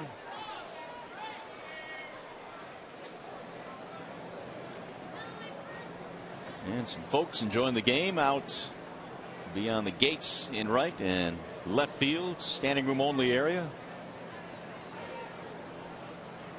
3 runs, 13 hits Minnesota, 2 runs, 4 hits Detroit as we go to the top of the 6th. Denard Span leads it off and takes ball 1.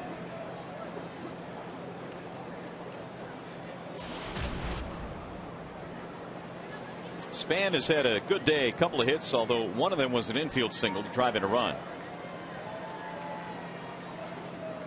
Here's the 1-0. 1-1 on Span. He'll be followed by Revere, the number 2 hitter, then Joe Mauer.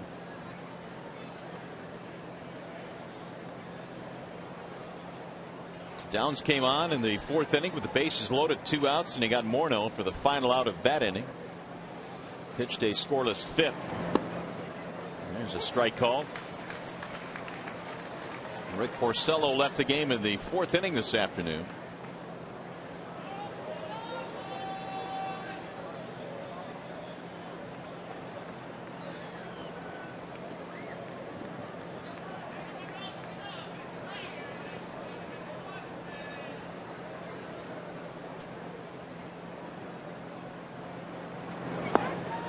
Low, 2 balls, 2 strikes. Aaron Downs originally was a Chicago Cub farmhand, the team that drafted him originally back in 2003. He's also played in the Tampa Bay and Miami Marlins organizations. Got him, strike three. Span is out of there. One gone here in the sixth. Back to the studio we go for a game break. Here's Mickey York.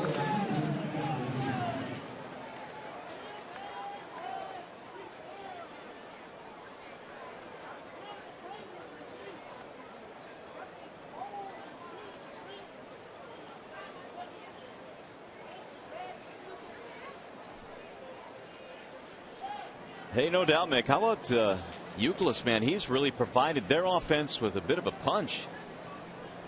Here's Ben Revere, and he drops down a bunt. Downs coming over to make the play. Shovels it out of the glove for the out.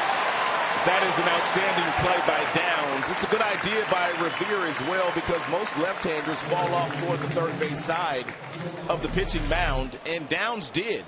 But he recovered very quickly, did not use the hand.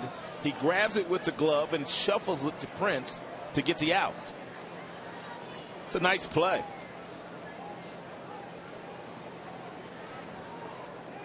Speaking of Youkilis and playing third base now for the White Sox before they got Youkilis, they were getting no production whatsoever out of their third baseman. Brent Morrell started the season as the everyday third baseman. Then they got the old dog, Orlando Hudson. He didn't provide anything, but Youkilis is re-energized now on the south side of Chicago. Strike one on Joe Mauer. Downs has gone 2 innings, 1 hit, no run. He's acquitted himself quite well here this afternoon. That's one of the reasons why the Tigers offensively have been able to get right back in it. Mauer is frozen on strike 2.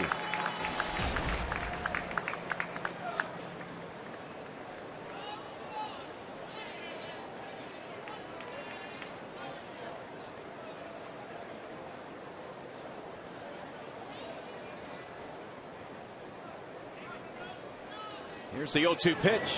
Swing and a miss. Mauer goes down. Downs has himself a 1-2-3 inning. He has fanned 3 Minnesota Twins here today, including Joe Mauer.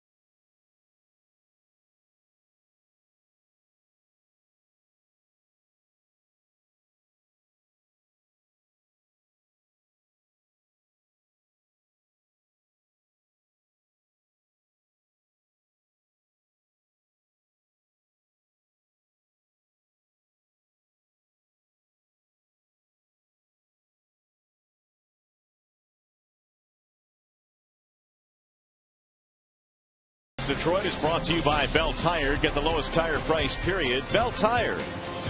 And by Toyota, brought to you by your Greater Detroit Toyota dealers. Back here at the ballpark, kids are having fun here this afternoon as the Tigers and Twins are wrapping up this series. 3 more games to go on the homestand as we head toward the All-Star break. Players doing all they can to stay cool That was Darren Downs trying to cool down. Rayburn leading it off as we go to the bottom of the 6th. Tigers have Rayburn, then Cabrera, and then Fielder, which would be 2, 3, 4 in today's lineup.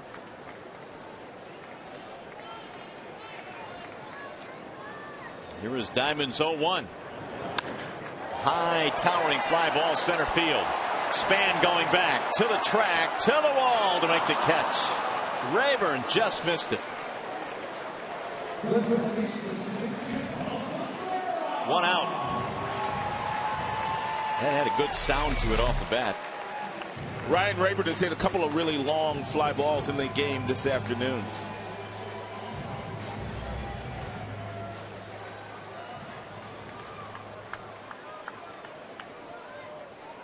So Ryan 0 for 3, all 3 fly ball outs.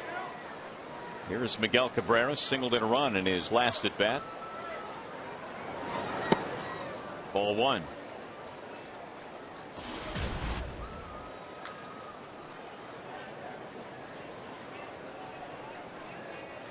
(3-2) Minnesota with the lead as we play here in the bottom of the 6th, and ball 2 now to Cabrera. Diamond gave up a run in the 4th, RBI single by Miguel, and then one more in the 5th, RBI double by Bosch. The White Sox are winning their game 2-1 at home against Texas in the 9th.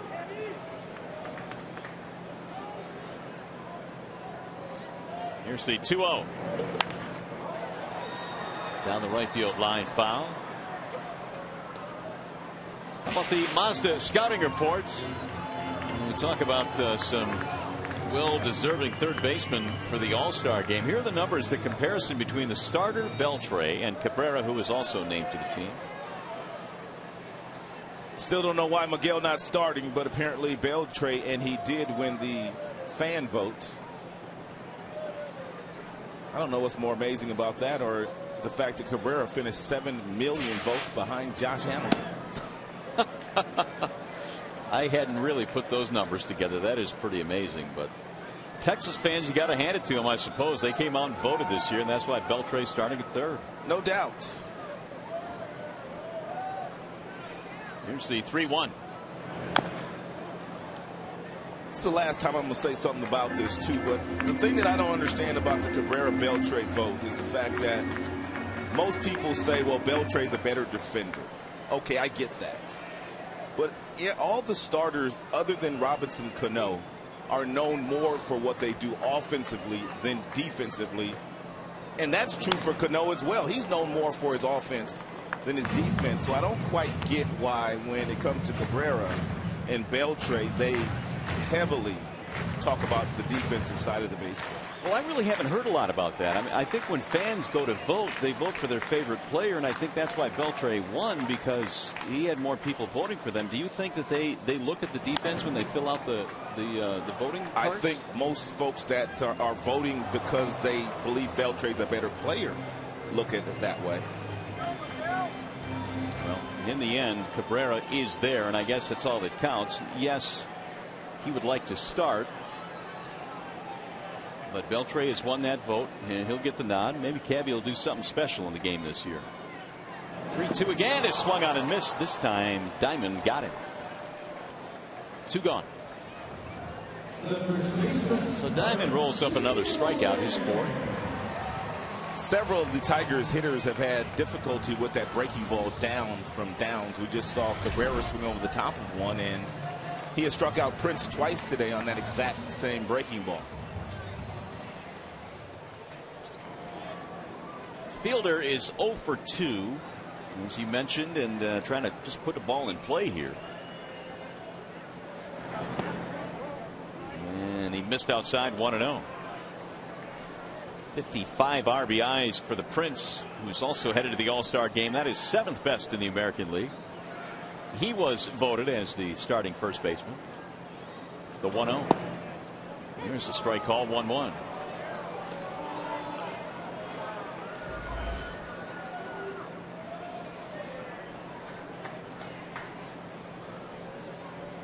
.92 has been the top fastball this afternoon by Diamond.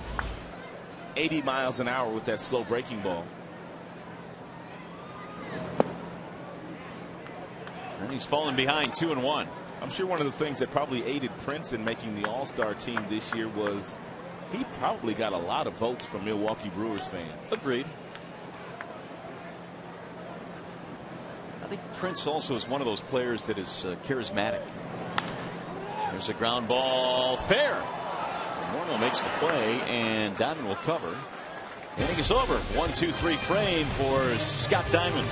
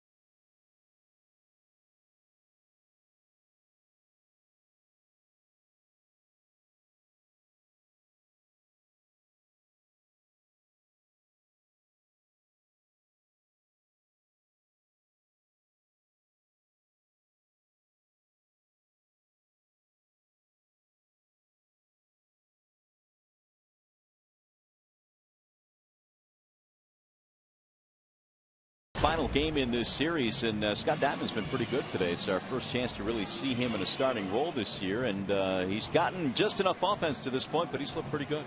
Well, Ron Gardenhire stacked his lineup today with left-handers for the 5 hitters at the top.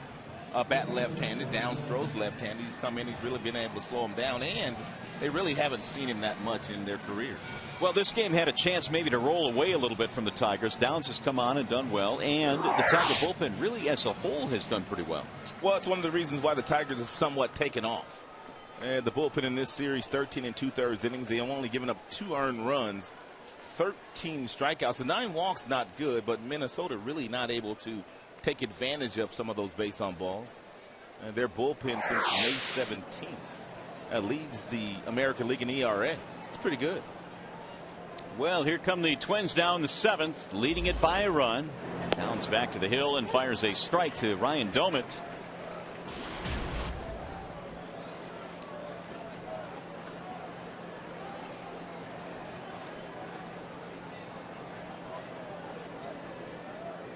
The 0-1 is outside.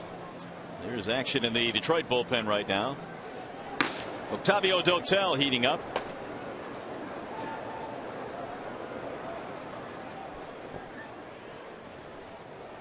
Downs came out in the 4th, got an out. Scoreless 5th, scoreless 6th, and now pitching here in the 7th. Tigers today have been out hit 13-4. Yet they trail by just 1 run. Here's the 2-1.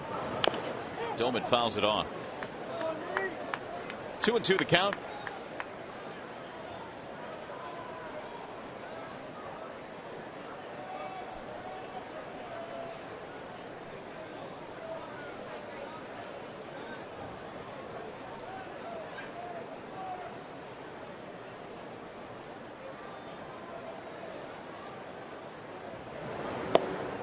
Inside. Full count now on Ryan Domit. Morneau and then Plouffe to follow here in the 7th. Single, double, and a double play ball for Domit here this afternoon. And the 3-2 from Downs. Swing and a miss. Struck him out.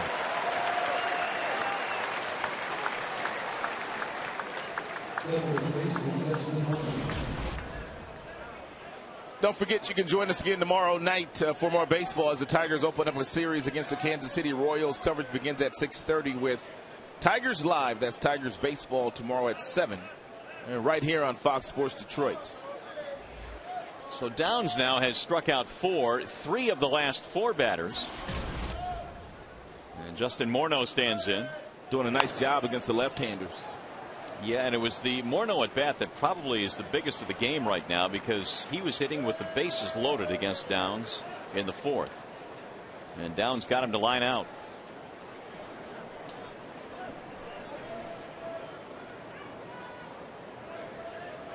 Here's the 0-1. Back out of play. No balls, 2 strikes. All season long, whether it be a right-hander or a left-hander, they have just really pounded the outside part of the plate against Morneau. Now, they haven't really given him a lot of pitches inside to do any damage with whatsoever.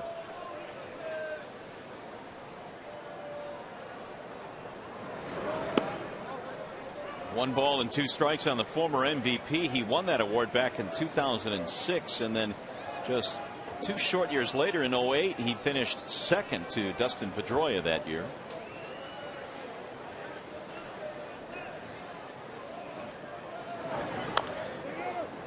Tap toward first, foul ball. Prince tried to keep it fair, like he was catching a pass on the sideline. How many feet down? Just 1 foot down. Nice pass by Matthew Stafford.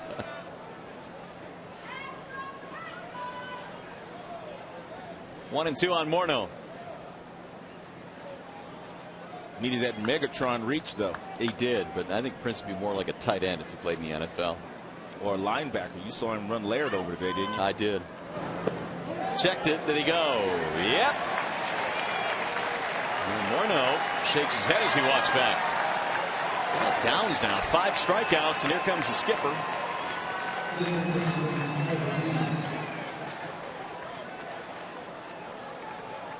Trevor Plouffe is due next, and so they want the lefty out and the righty Dotel to come in. So Leland maneuvering through his bullpen. He gets some really good work out of Darren Downs, and he'll get himself a nice round of applause.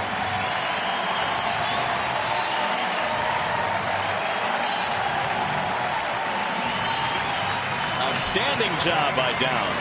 That has to feel good after spending so many years in the minor leagues before getting your first opportunity to come in, strike out as many as he did today against a team that was having their way against Tigers pitching so far. A lot of hits, and get that kind of standing O. So Downs does his job. That means Octavio Dotel now will come strolling in out of the bullpen. 3 innings of relief work for Darren Downs. In a ball game that is still very much up for grabs. 3-2 in favor of Minnesota. Here are the numbers now on Octavio Dotel. Octavio is pitching in his 27th game for Detroit. He comes in with 1 win, 2 losses. He had a still on the disabled list. He had some tenderness in his right elbow, and since he's come back, he hasn't been as sharp as he was before he went on the DL.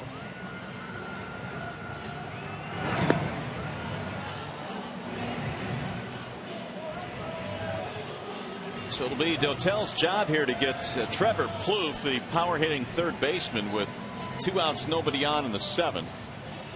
Cleveland trying to keep this a 3-2 ball game here. Twins trying to take 3 out of 4 in this series. So what else is going on around Major League Baseball? Some news and notes to get you caught up on. Marlins have acquired Carlos Lee, 3-time All-Star first baseman. Melky Cabrera having a great year in his first season out in San Francisco. Leads the majors with 114 hits. Wow. Melky Cabrera had a great year last year in KC. Of course, that final vote ended today. Still waiting for the results to see who are the final 2 to be added to the All-Star rosters. I have a feeling that's going to be Yu Darvish and Brian, what's the kid's name? Bryce Harper? Bryce Harper. Well, David Freese was leading him late. He was? Yes, he was. Well, St. Louis has got great fans. Yeah, they do. And they have eventually, or evidently, come out and voted quite a bit. So here's Plouffe. Single in 3 at-bats. Ball outside.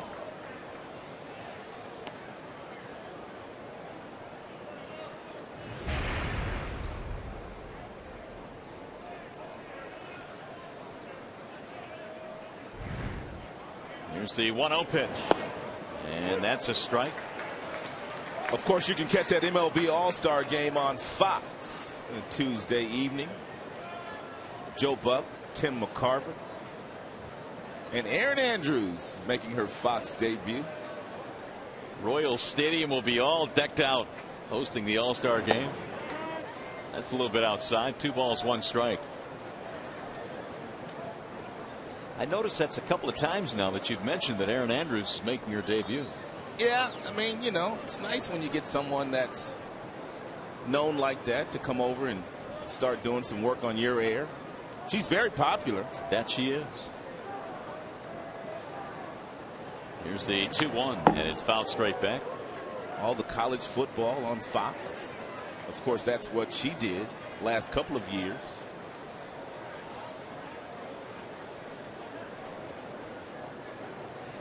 College football is going to be upon us before we know it. I mean, it's already the month of July. The All-Star game is just about here. Pennant races will be heating up. Trading deadline coming up.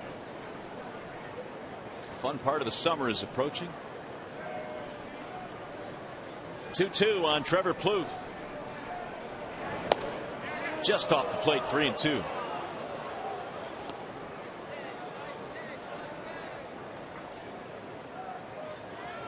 Plouffe has 54 hits this year, 19 of them home runs. And he fouls that one back out of play. Twins got 1 in the second, 2 in the fourth. They led 3-0. Tigers got 1 back in the fourth and 1 in the fifth.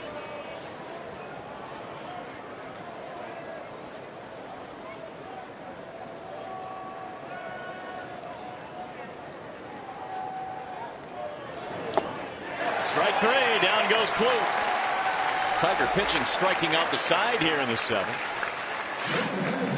Stretch time here at the ballpark. Tigers down by 1.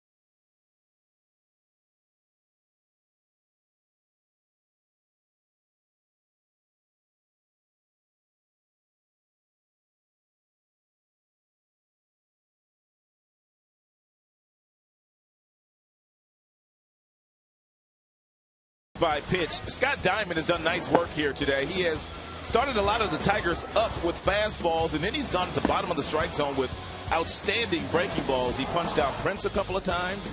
He also got Cabrera. And even when he's throwing the fastball down, he's locating it very well, getting tons of ground balls. Coming into play today, 72% of the balls that have been put in play by him were ground balls, so he gets lots of those. And he is facing Delman Young here. As you look at the numbers on Scott Diamond, this is the 7th time already this season he has pitched into the 7th inning, and he didn't make his first start since or until the beginning of May. For a guy that won 4 games last year and lost 14, and they are getting major production out of Diamond. Yeah, they are. I mean, he just did not have a good year at AAA last year. 1 ball, 1 strike on Delman Young. Young, Peralta, Bosch here in the 7th. He's only walked 1 in the game, and that was Delman. That came in the 2nd inning. Delman shoots one to shallow right, and it'll drop. Base hit right in front of Revere. Leadoff man is on. He is also the tying run.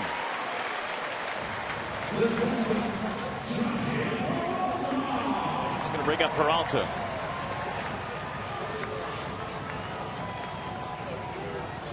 Ron Gardenhire is just going to stay with his left-hander.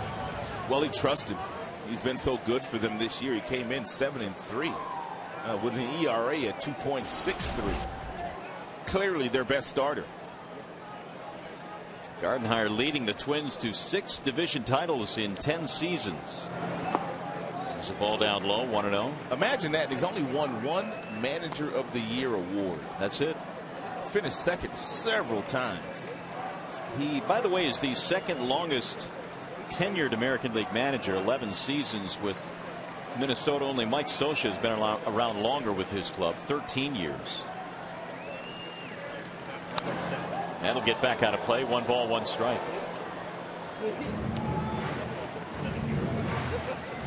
Diamond's pitch count has been in great shape all afternoon. Gardenhire has his team playing a whole lot better. They've come to town here, taking 2 out of the first 3.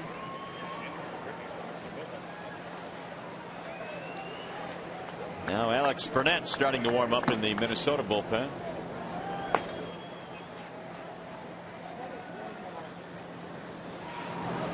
Way outside. 2 balls, 1 strike.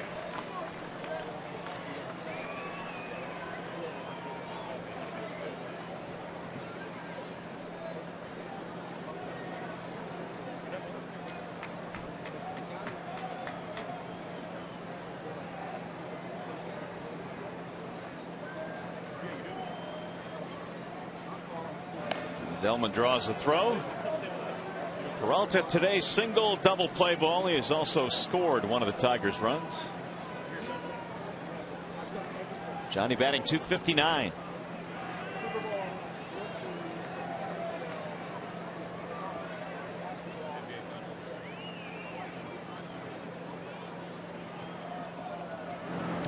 Swing and a tip into the glove.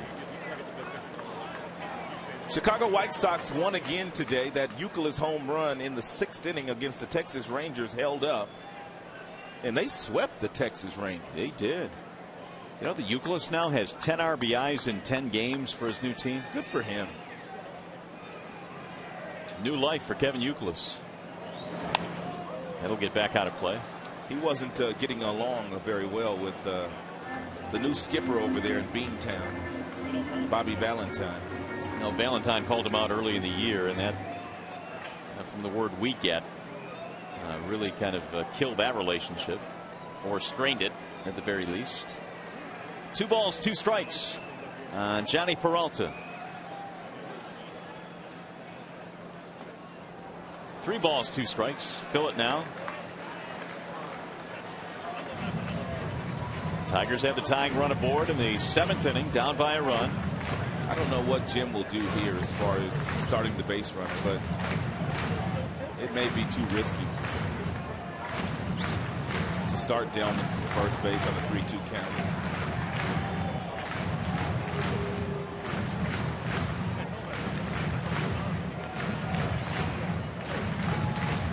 Tigers fell behind 3-0 in this one. They've chipped away. Now they're down by 1. Diamond has slowed the pace here.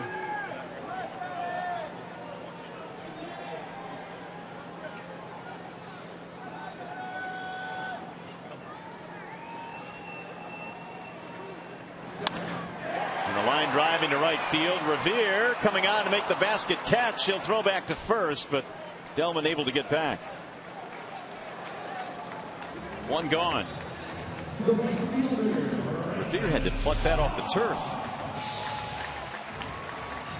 That's why it's too risky to start the runner there. Had Delman taken off and that ball hit that sharply to Revere, he would have gotten doubled off. 1 on 1 out. That'll bring up Bosch. He drilled an RBI double the other way his last time up back in the 5th. 31 RBIs now for Brendan.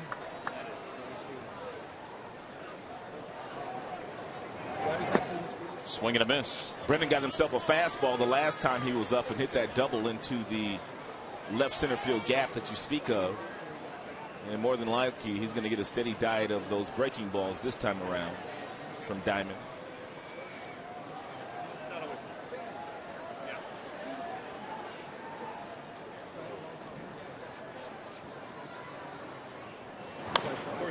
Bouncing ball to the right side. Carroll has one play. Tying run, advances to second with 2 outs. And Bosch now 1 for 3. So to take a 2-out hit here from Gerald Laird.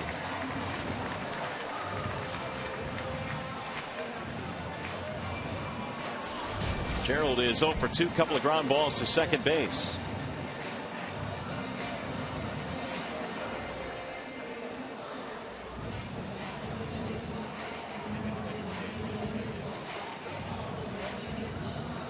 Diamond has gone all the way so far for Minnesota, looking for one more out here in the 7th.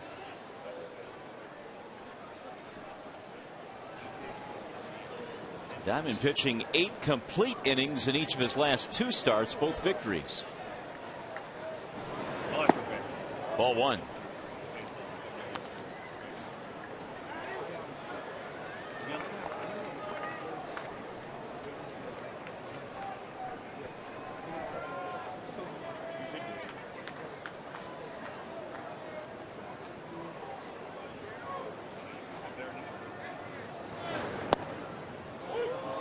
One ball, 1 strike. Laird has a look back for Dana DeMuth. Didn't like that call.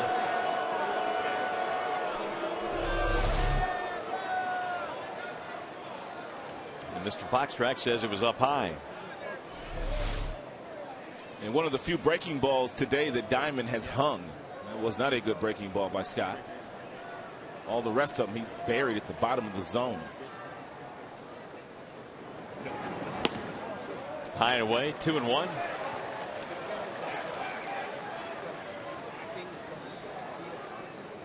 All right, we just finally got the news on your final vote.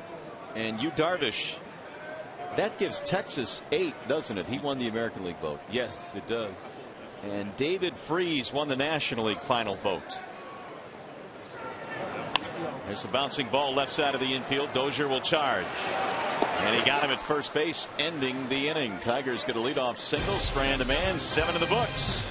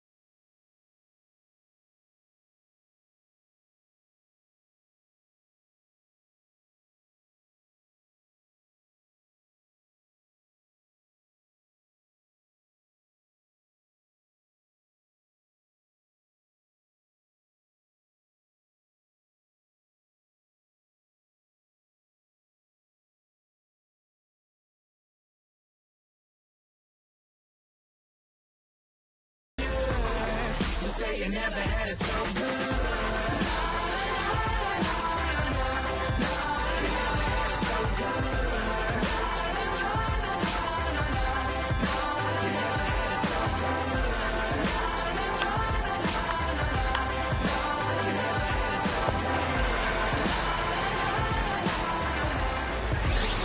Here is our Comerica game summary today with the Twins on top 3-2. Austin Jackson ties a career high with a 12-game hitting streak. Also, the Twins in this series, 33 of their 36 hits have been singles. Talk about pecking away.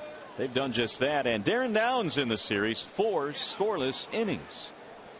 Nicely done for Downs, who came out of the pen, was big in this game. Dotel back to work now as we go to the 8th. And the first pitch is stroked to center field, a base hit. Mastriani with a leadoff single. It'll be interesting to see how Ron Gardenhire plays this. If he simply gives Dozier the sacrifice bunt to get Mastriani down into scoring position, or if he allows Mastriani to steal the base with Dotel on the bump. Mastriani has good speed. 6 steals this year. He has not been caught. And he stole a lot of bases in the minor leagues. He was routinely over 30, over 40 steals a year. And there he goes on the first pitch. Here comes Laird's throw, bounces in and safe at second. That boy can run. So make Mastriani 2 for 2 today, 7 for 7 for the year. He got a great jump. He stayed real low and very explosive with his first step, and he stole that base rather easily. Which is not the easiest thing to do with Laird behind the plate, but Dotel gave him a really good opportunity to get a great jump.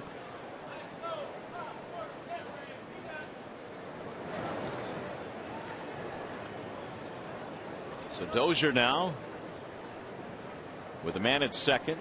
They're still tied at the corners.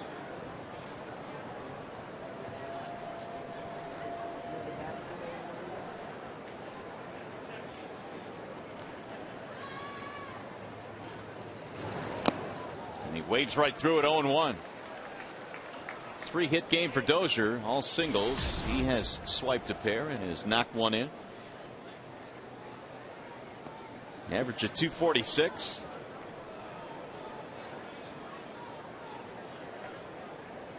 Dotel came on, got the final out of the 7th, striking out Trevor Plouffe. Good pitch on the outer edge, 0-2. No, that's strike 3. I beg your pardon. Strike 3. And so Dozier is out of there. Didn't like that call by Dana DeMuth, who has gotten a couple of lookbacks today. Threading the outside corner. And Dotel now has fanned his second. Tigers on a really nice pace here as far as strikeouts are concerned in finishing the first half. I mean, they're in record territory.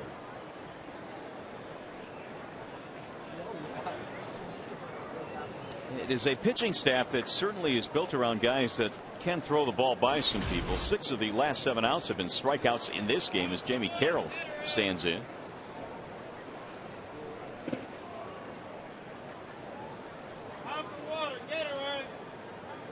There goes the runner. Throw down to third, bounces in, and another swipe from Mastriani. Dotel has to do a little bit better job here of not allowing Mastriani to get this big a jump off second base. I mean, you can see that he's inching his way off, and Johnny Peralta, he saw it. He snuck in behind him. He asked for the baseball, but apparently Dotel did not see it, and now the infield has to come in to prevent him from coming home. Mastriani has 3 steals today, 8 for the season. And judging by his speed, I would not be shocked to see him come home on contact. Yeah, no doubt. Here's the 1-0 pitch out. Ooh. Laird had to reach back to get it. The last time they called for a pitch out and Dotel was on the mound, Avila was catching. It was in that Tampa series, I believe. And it was. And it wasn't a real good firm feed to the catcher either.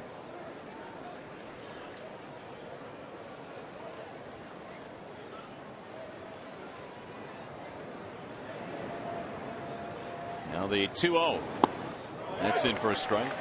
A lot of times when you pitch out like that, you just kind of entice a manager like Ron Gardenhire into putting on a squeeze. But he also has a lot of confidence in Carroll that he's not going to strike out. And Carroll does not strike out very often. Puts the ball in play.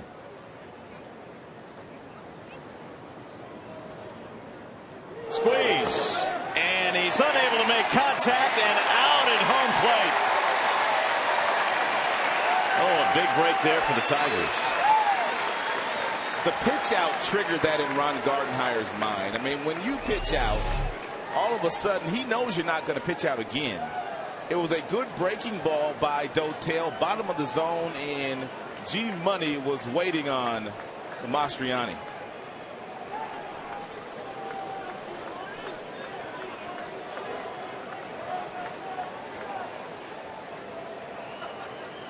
So he threw him a 2-1 breaking ball that Carroll could not get the bat on. Now it's 2-2 with the bases empty.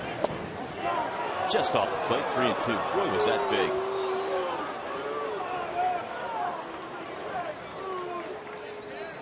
It's a third out that's been recorded at home plate today for the Twins. You don't see that very often.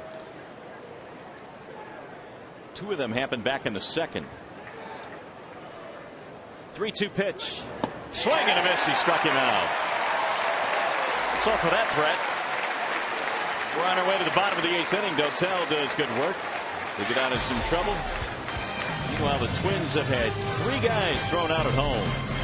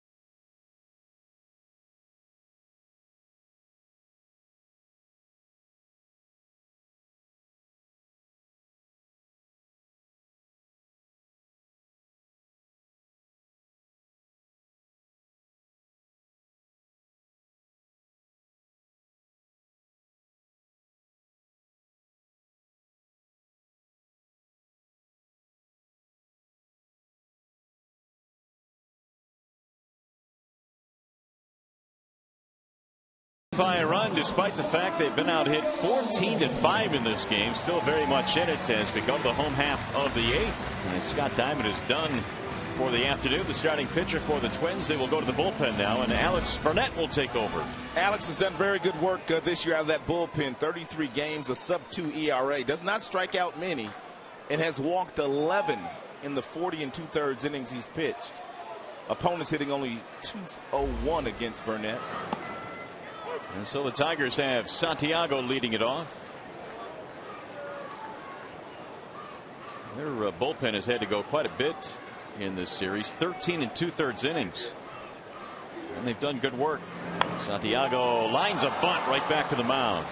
That has been a problem for the Minnesota Twins all year. They really haven't gotten much length out of their starters. As a matter of fact, 34 times this year, Ron Gardenhire's relievers have had to pitch 4 or more innings in a game. And eventually that will catch up to you as the season progresses, especially no late. doubt, no doubt. And you wear them down.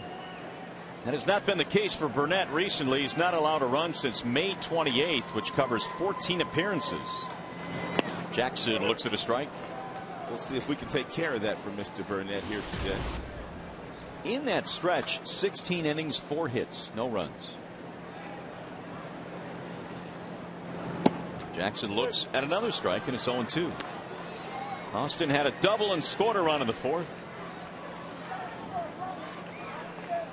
Hitting streak now is at 12 consecutive games. 1-2. Jackson is on pace for 73 RBIs out of that leadoff slot this year. And you compare that number to last year, he had 45 driven in. He shoots that one fair down the right field line. Jackson motoring towards second, and he's going to take the turn. Here he comes to third. He's in there with a triple. What great base running skills there by Austin Jackson.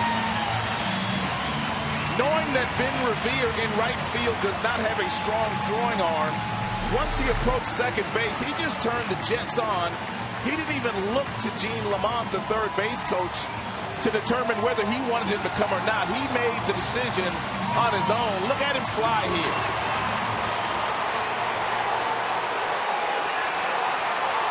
Boy, AJ, I thought he had no shot at getting the third.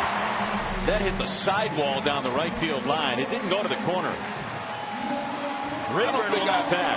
I don't think I've ever seen a triple in that area in the 10 years I've been in this ballpark. Ever. I haven't either. But he willed that triple. Quentin Berry will pinch hit for Ryan Rayburn.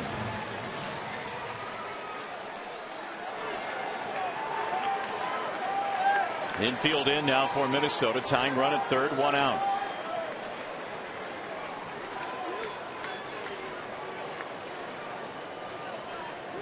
Quentin Berry in pinch hitting mode here. And he looks at strike 1. Take one more look at the play and take a look at the throw here from Revere to Dozier, the shortstop. It's also a play where if you're the shortstop and you're also Ben Revere, you're not even thinking Jackson's going to go to third base there. And that's why sometimes you just can't get caught off guard in this game. Good block by the catcher, Domit. I was watching Tigers pregame today, and Jim Leland said he was faced with a very difficult decision before the game started, and that was to start Rayburn or to start Quentin Berry. He started with Rayburn, obviously, and he felt like he needs to get some of his right-handed bats going against left-handed pitching because the Tigers will see 3 left-handers in that Kansas City series. Second consecutive day that Quentin Berry did not start a game. Berry this year is 1 for 3 with an RBI as a pinch hitter. He's gone ahead of the count now. 2 balls, 1 strike.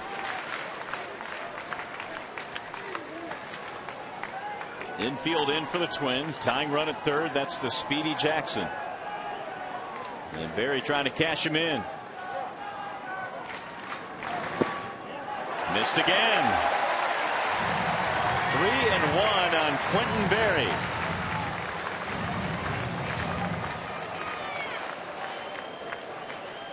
Action in the bullpen for Minnesota. Tyler Robertson, the left-hander, warming up. That means if Berry doesn't get the job done, they're going to walk Cabrera and pitch to Prince. Fouled back out of play. Now it's 3-2. And if that's what he does, I can't blame him. No, I can't either. Cabrera pounded that point home last night with the late home run, the second that it hit in last night's game. We took a shot at Ron Gardenhire right before that, and he was talking to one of his coaches, and there's no doubt he was talking about should I walk him. In the first pitch that he got there from Waldrop, I believe it was. Solo shot for Miggy. Walked him. Berry gets a base on balls. Now he can't do nothing with Cabrera.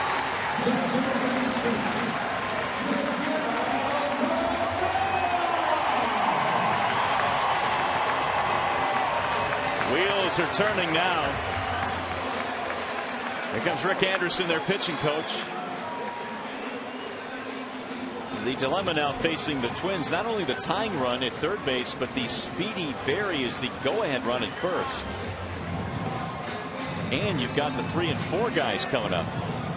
Well, they're hoping that Barry steals second base, really. And because then they would simply walk Cabrera. Even though it does put the winning run in scoring position, or it will be in scoring position anyway.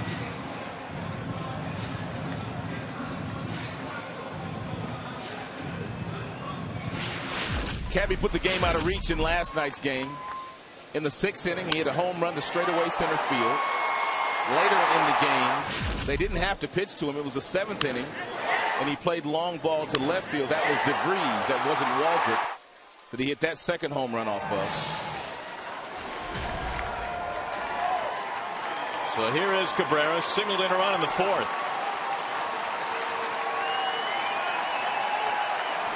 2 on, 1 out. Ball 1, high and away. Miguel just needs to keep it off the ground. He has hit into quite a few double plays this year, most in the American League. Got to give you both sides of the story.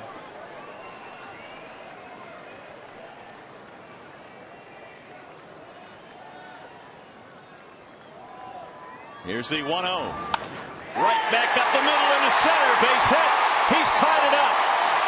Barry goes all the way to third. Cabrera comes through yet again. He leads the majors in RBIs that tie games and go-ahead RBIs.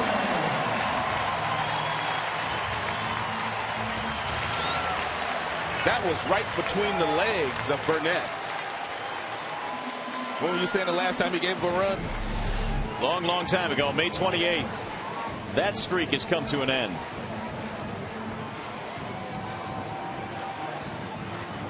Jackson scores the tying run. Cabrera has his second RBI of the day, 70th of the year. Austin Jackson really made it all happen, and by stretching that double into a triple.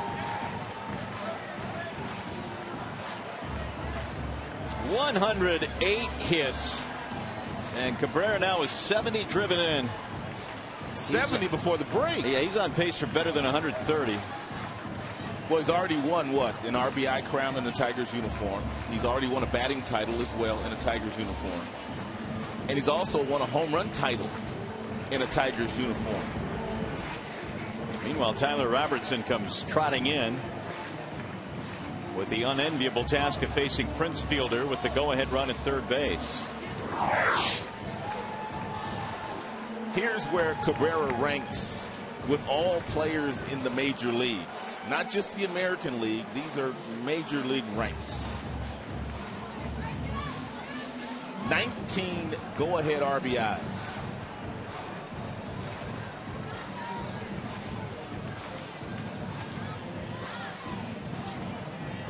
Well, I'll tell you what, this game has been strange in that not only is there a bird on the field, but the Minnesota Twins have had opportunities to score quite a few runs in this game. Well, back in the second, Miguel made a nice play getting the ball to Gerald Laird, but it was a nice block by Laird. In that same inning, Ryan Rayburn threw a laser to home plate. Another really fine tag by G-Money. And then the box squeeze. Carroll didn't get it down. Mastriani didn't score. Mastriani thrown out twice today at home plate. Cabrera right now the man of the hour, 2 RBIs. He came in at 374 with men in scoring position. He's added to those numbers. So Robertson about to pitch in his 7th big league game. He hasn't walked a batter. 7 strikeouts in 5 innings. Opponents hitting .316 against him. He's going up against a dangerous bat in Prince Fielder, a guy that picks up lots of RBIs. Fielder, in fact, came in 7th in the American League in runs driven in with 55. He'll have a chance now to put his team ahead for the first time today.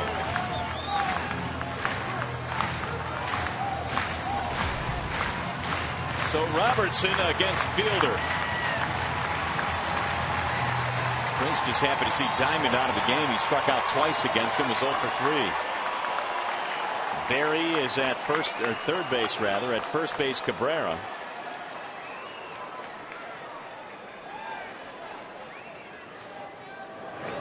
And Fielder looks at ball 1. He's gotten a steady diet of breaking balls here today from the left-handers that he's seen in the game. Did a nice job of laying off that one.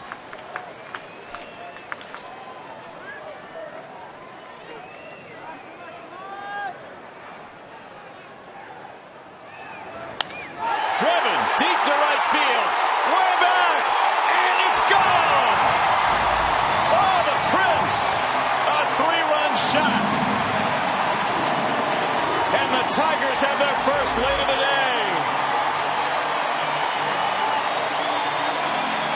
Killed it.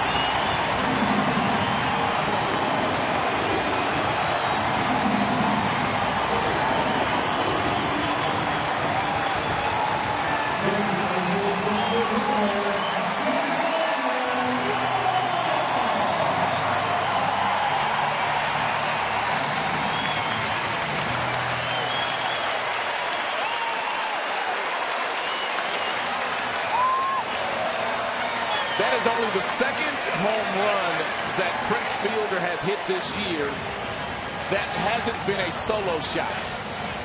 He got that breaking ball up in the strike zone from Robertson and hit a seed into those right field seats. Runner on third, less than 2 outs. Prince Fielder now is 16 of 17 in those opportunities. That is a ridiculous success rate. 16 of 17. That one went a long way, though. He left little doubt, and the Tigers lead 6-3.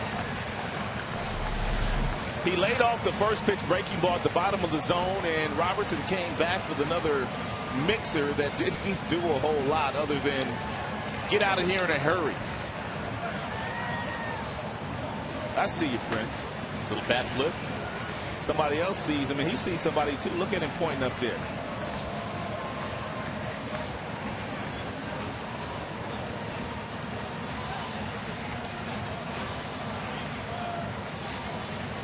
Prince knew. That bat flip is classic. And Cabby knew. He knows that sound. He's dancing around the bases. As soon as that ball left, he had both hands up.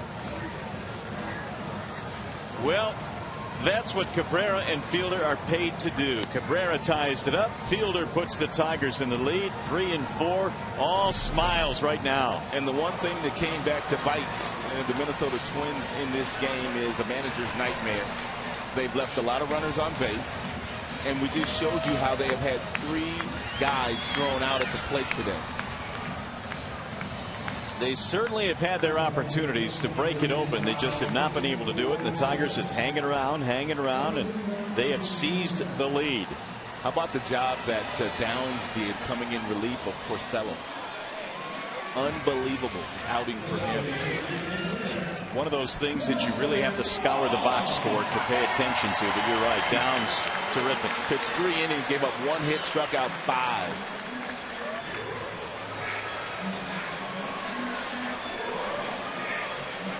Tiger bullpen today 4 1/3 with 8 strikeouts and only 2 hits allowed. So that's a big part of the story. Still getting high fives.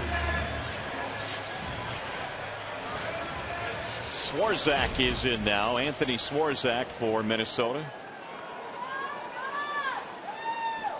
Also, don't forget Quentin Berry's pinch hit walk in this inning after the triple by Jackson. That may have been one of the biggest at bats of the inning because that forced Ron Gardenhire into pitching to Cabrera.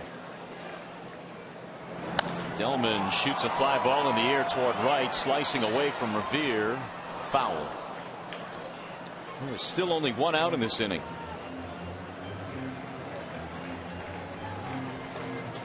Prince Fielder hits his first 3-run homer of this season. And Robertson came in and served it up.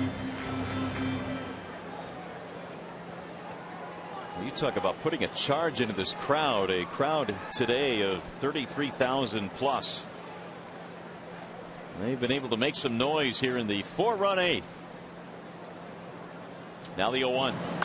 That's in the air to right field. Hit well. Revere going back to the track, to the wall. Leaps, and it's off the top of the wall. Delman has a double. Jim's got to get out and go maybe check to see if that ball got out of here. And here he comes.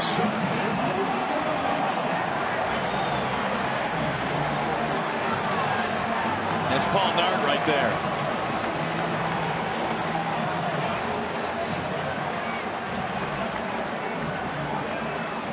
Leland's coming out now, and we'll see if we get another look at this. Here we go.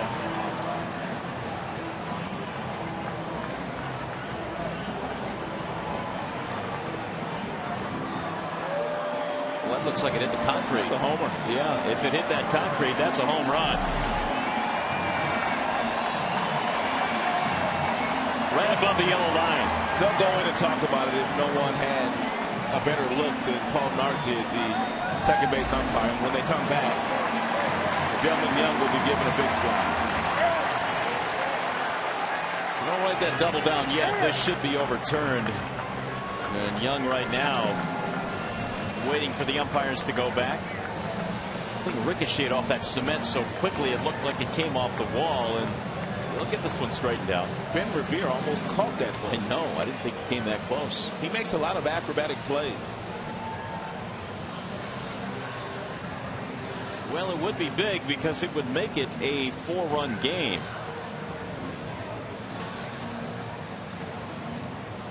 Delman wants his 7th home run. He just might get it.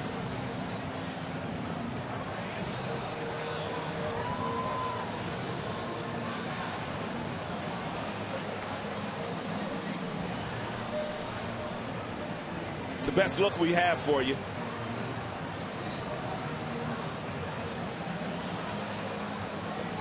And I think it's going to be enough.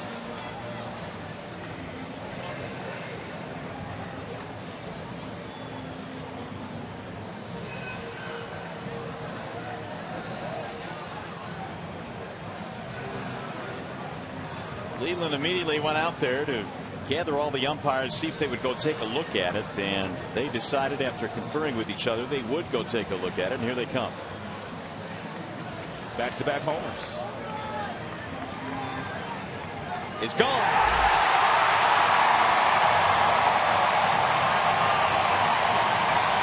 Finish your tour of the bases, Delman.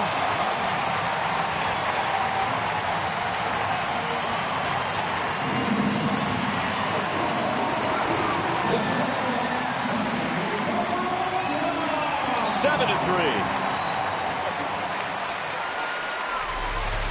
93-mile-per-hour fastball here from Swarzak. Drilled by Delman.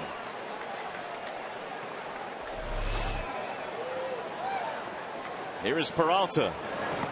Ball 1. Still only 1 out in this inning after Santiago is retired. A triple, a walk, a single, and 2 homers.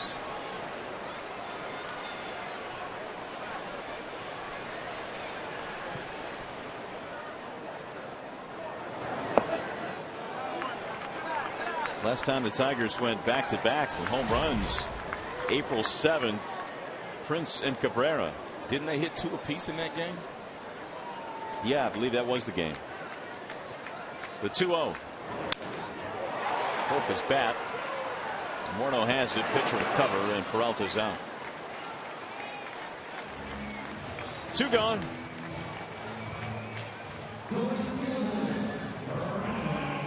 Fourteen hits for Minnesota.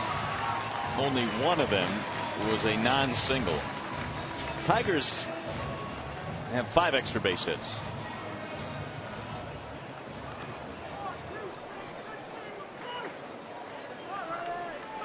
Here's Bosch now with 2 outs.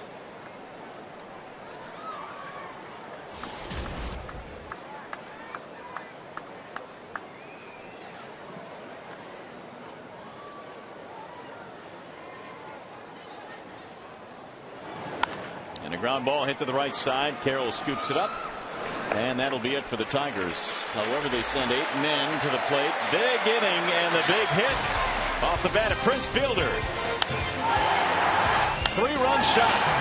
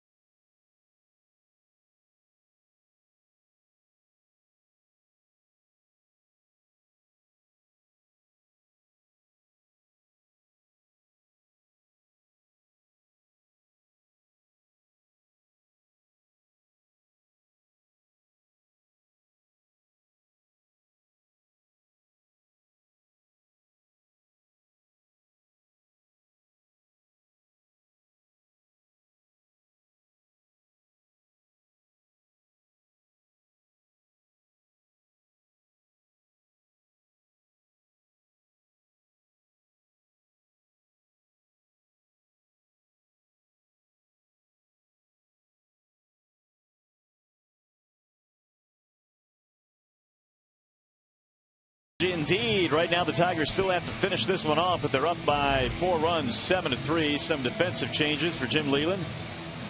Quentin Berry stays in the game. He'll play left field. And Don Kelly now will enter the game, and he'll play right field for Bosch. Your new pitcher is Jose Valverde.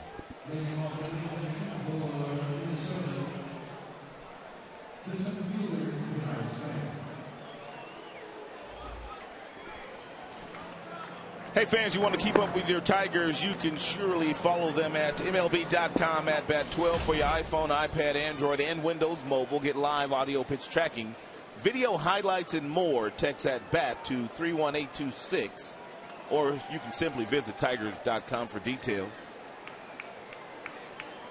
So Prince Fielder's 3-run shot. You'll be able to see that on the At Bat app. And all the other highlights from this game. Valverde will have to face the top of the lineup for Minnesota here. Denard Span will lead it off. Not a safe situation for Valverde. The Tigers have a 4-run spread as we speak. Of the last 9 outs recorded by the Tigers bullpen, 7 of them have been strikeouts. Downs and Dotel, and now Valverde. Span showing bunt, looks at strike 1. Dotel in line to win this ball game, but we told you about the work that Downs did coming in after Porcello left the game.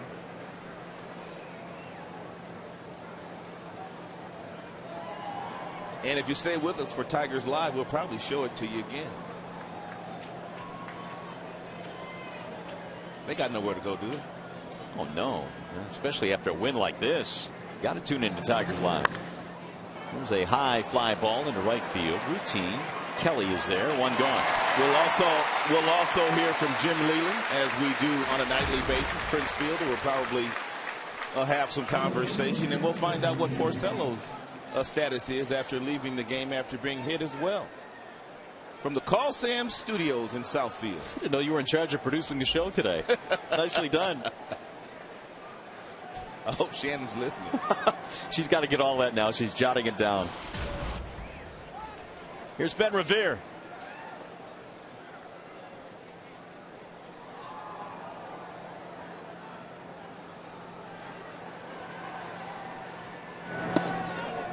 Ball 1 to Revere. 1 out of 4 in this game today. Tigers are 2 outs away from gaining a split. Maybe more importantly, a little bit of momentum now. They had the big Verlander outing last night. Prince's big home run putting a charge into this crowd. And not losing any ground to the Chicago White Sox, who beat the Texas Rangers for the 3rd consecutive day. Way outside, 2-0.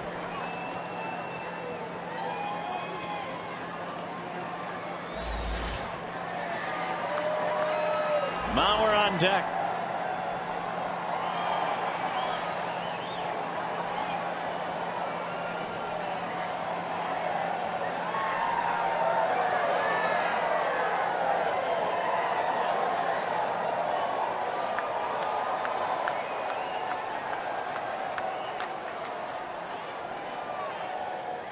And the 2-0. That's it for a strike, 2-1. 5-run 8th inning for Detroit here this afternoon, turning a deficit into a 7-3 lead. Tigers have a chance to win a game in which the opponent has 14 hits.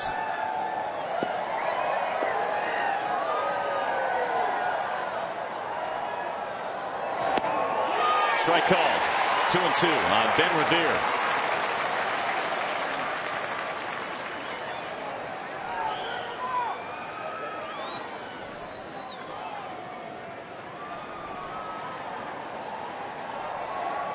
All right, Gardenhire has a chance to leave town with a split, but he probably had his eyes on taking 3 out of 4 after his team raced out to a 3-0 lead. And he got him. Strike 3. Revere caught looking. 2 up, 2 down. By the way, here is the upcoming pitching matchup presented by Gordon Chevrolet. The Royals will come a-calling. Jonathan Sanchez and Drew Smiley. We were talking about Melky Cabrera earlier in the game, who leads the majors in hits. He was traded to San Francisco for Jonathan Sanchez. Some kind of a lopsided trade. Yeah. He's walked 40 and struck out 32. Ooh, really? One more out to get. Mauer made the last out in last night's ball game.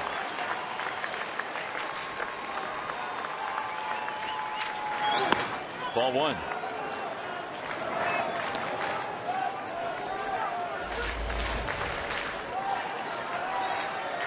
Joe Mauer today, RBI single plus a walk.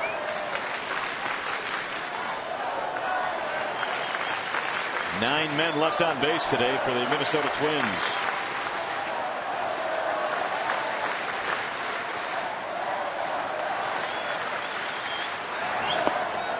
Ball outside. 2-0. 327 average now for the All-Star Mauer.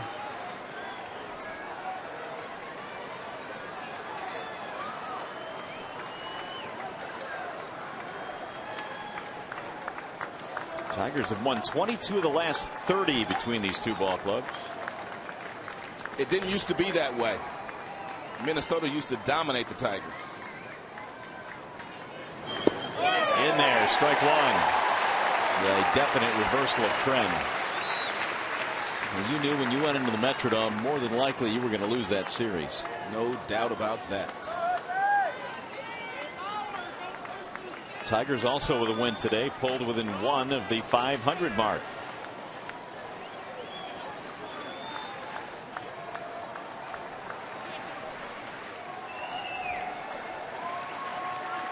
The 2-1. 3-1 on Mauer.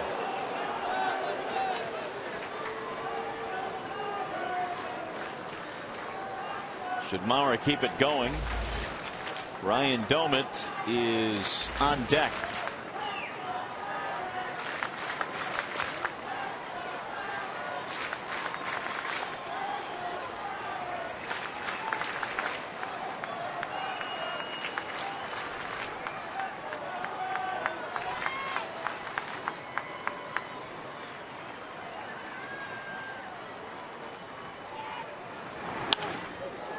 Into shallow left center. That'll keep the game going. It's a base hit.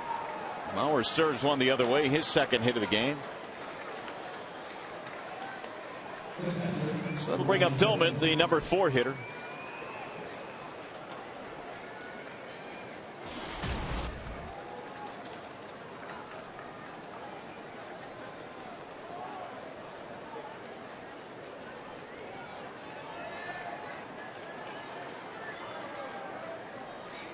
He's had a couple of hits today, single and a double.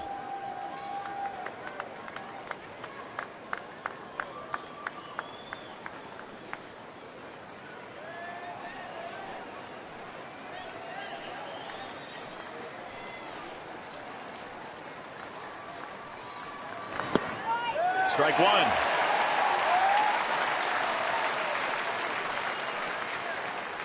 Valverde replacing Dotel, who replaced Downs.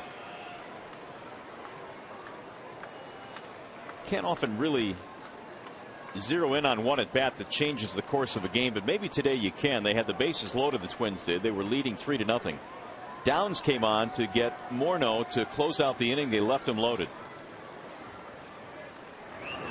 Here's a swing and a miss, 0-2. And then Downs went on to pitch a couple more innings, giving the Tigers offense a chance. And now here comes the crowd at 33,350.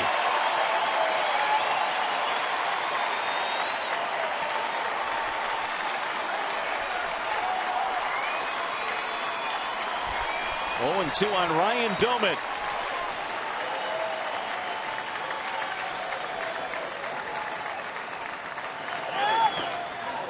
That's low. Mauer will take second base.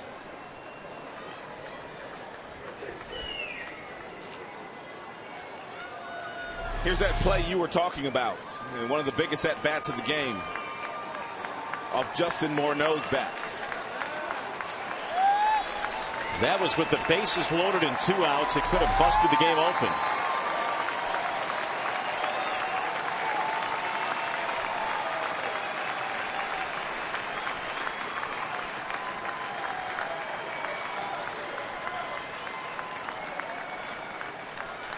Now the 1-2.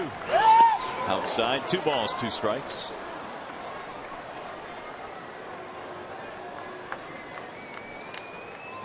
Mauer, by the way, was not given a stolen base.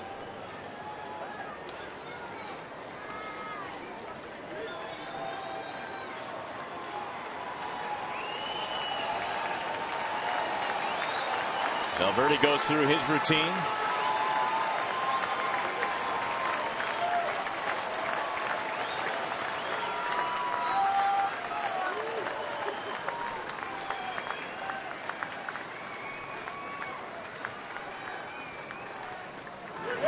Swing and a miss. He struck him out, and that is that.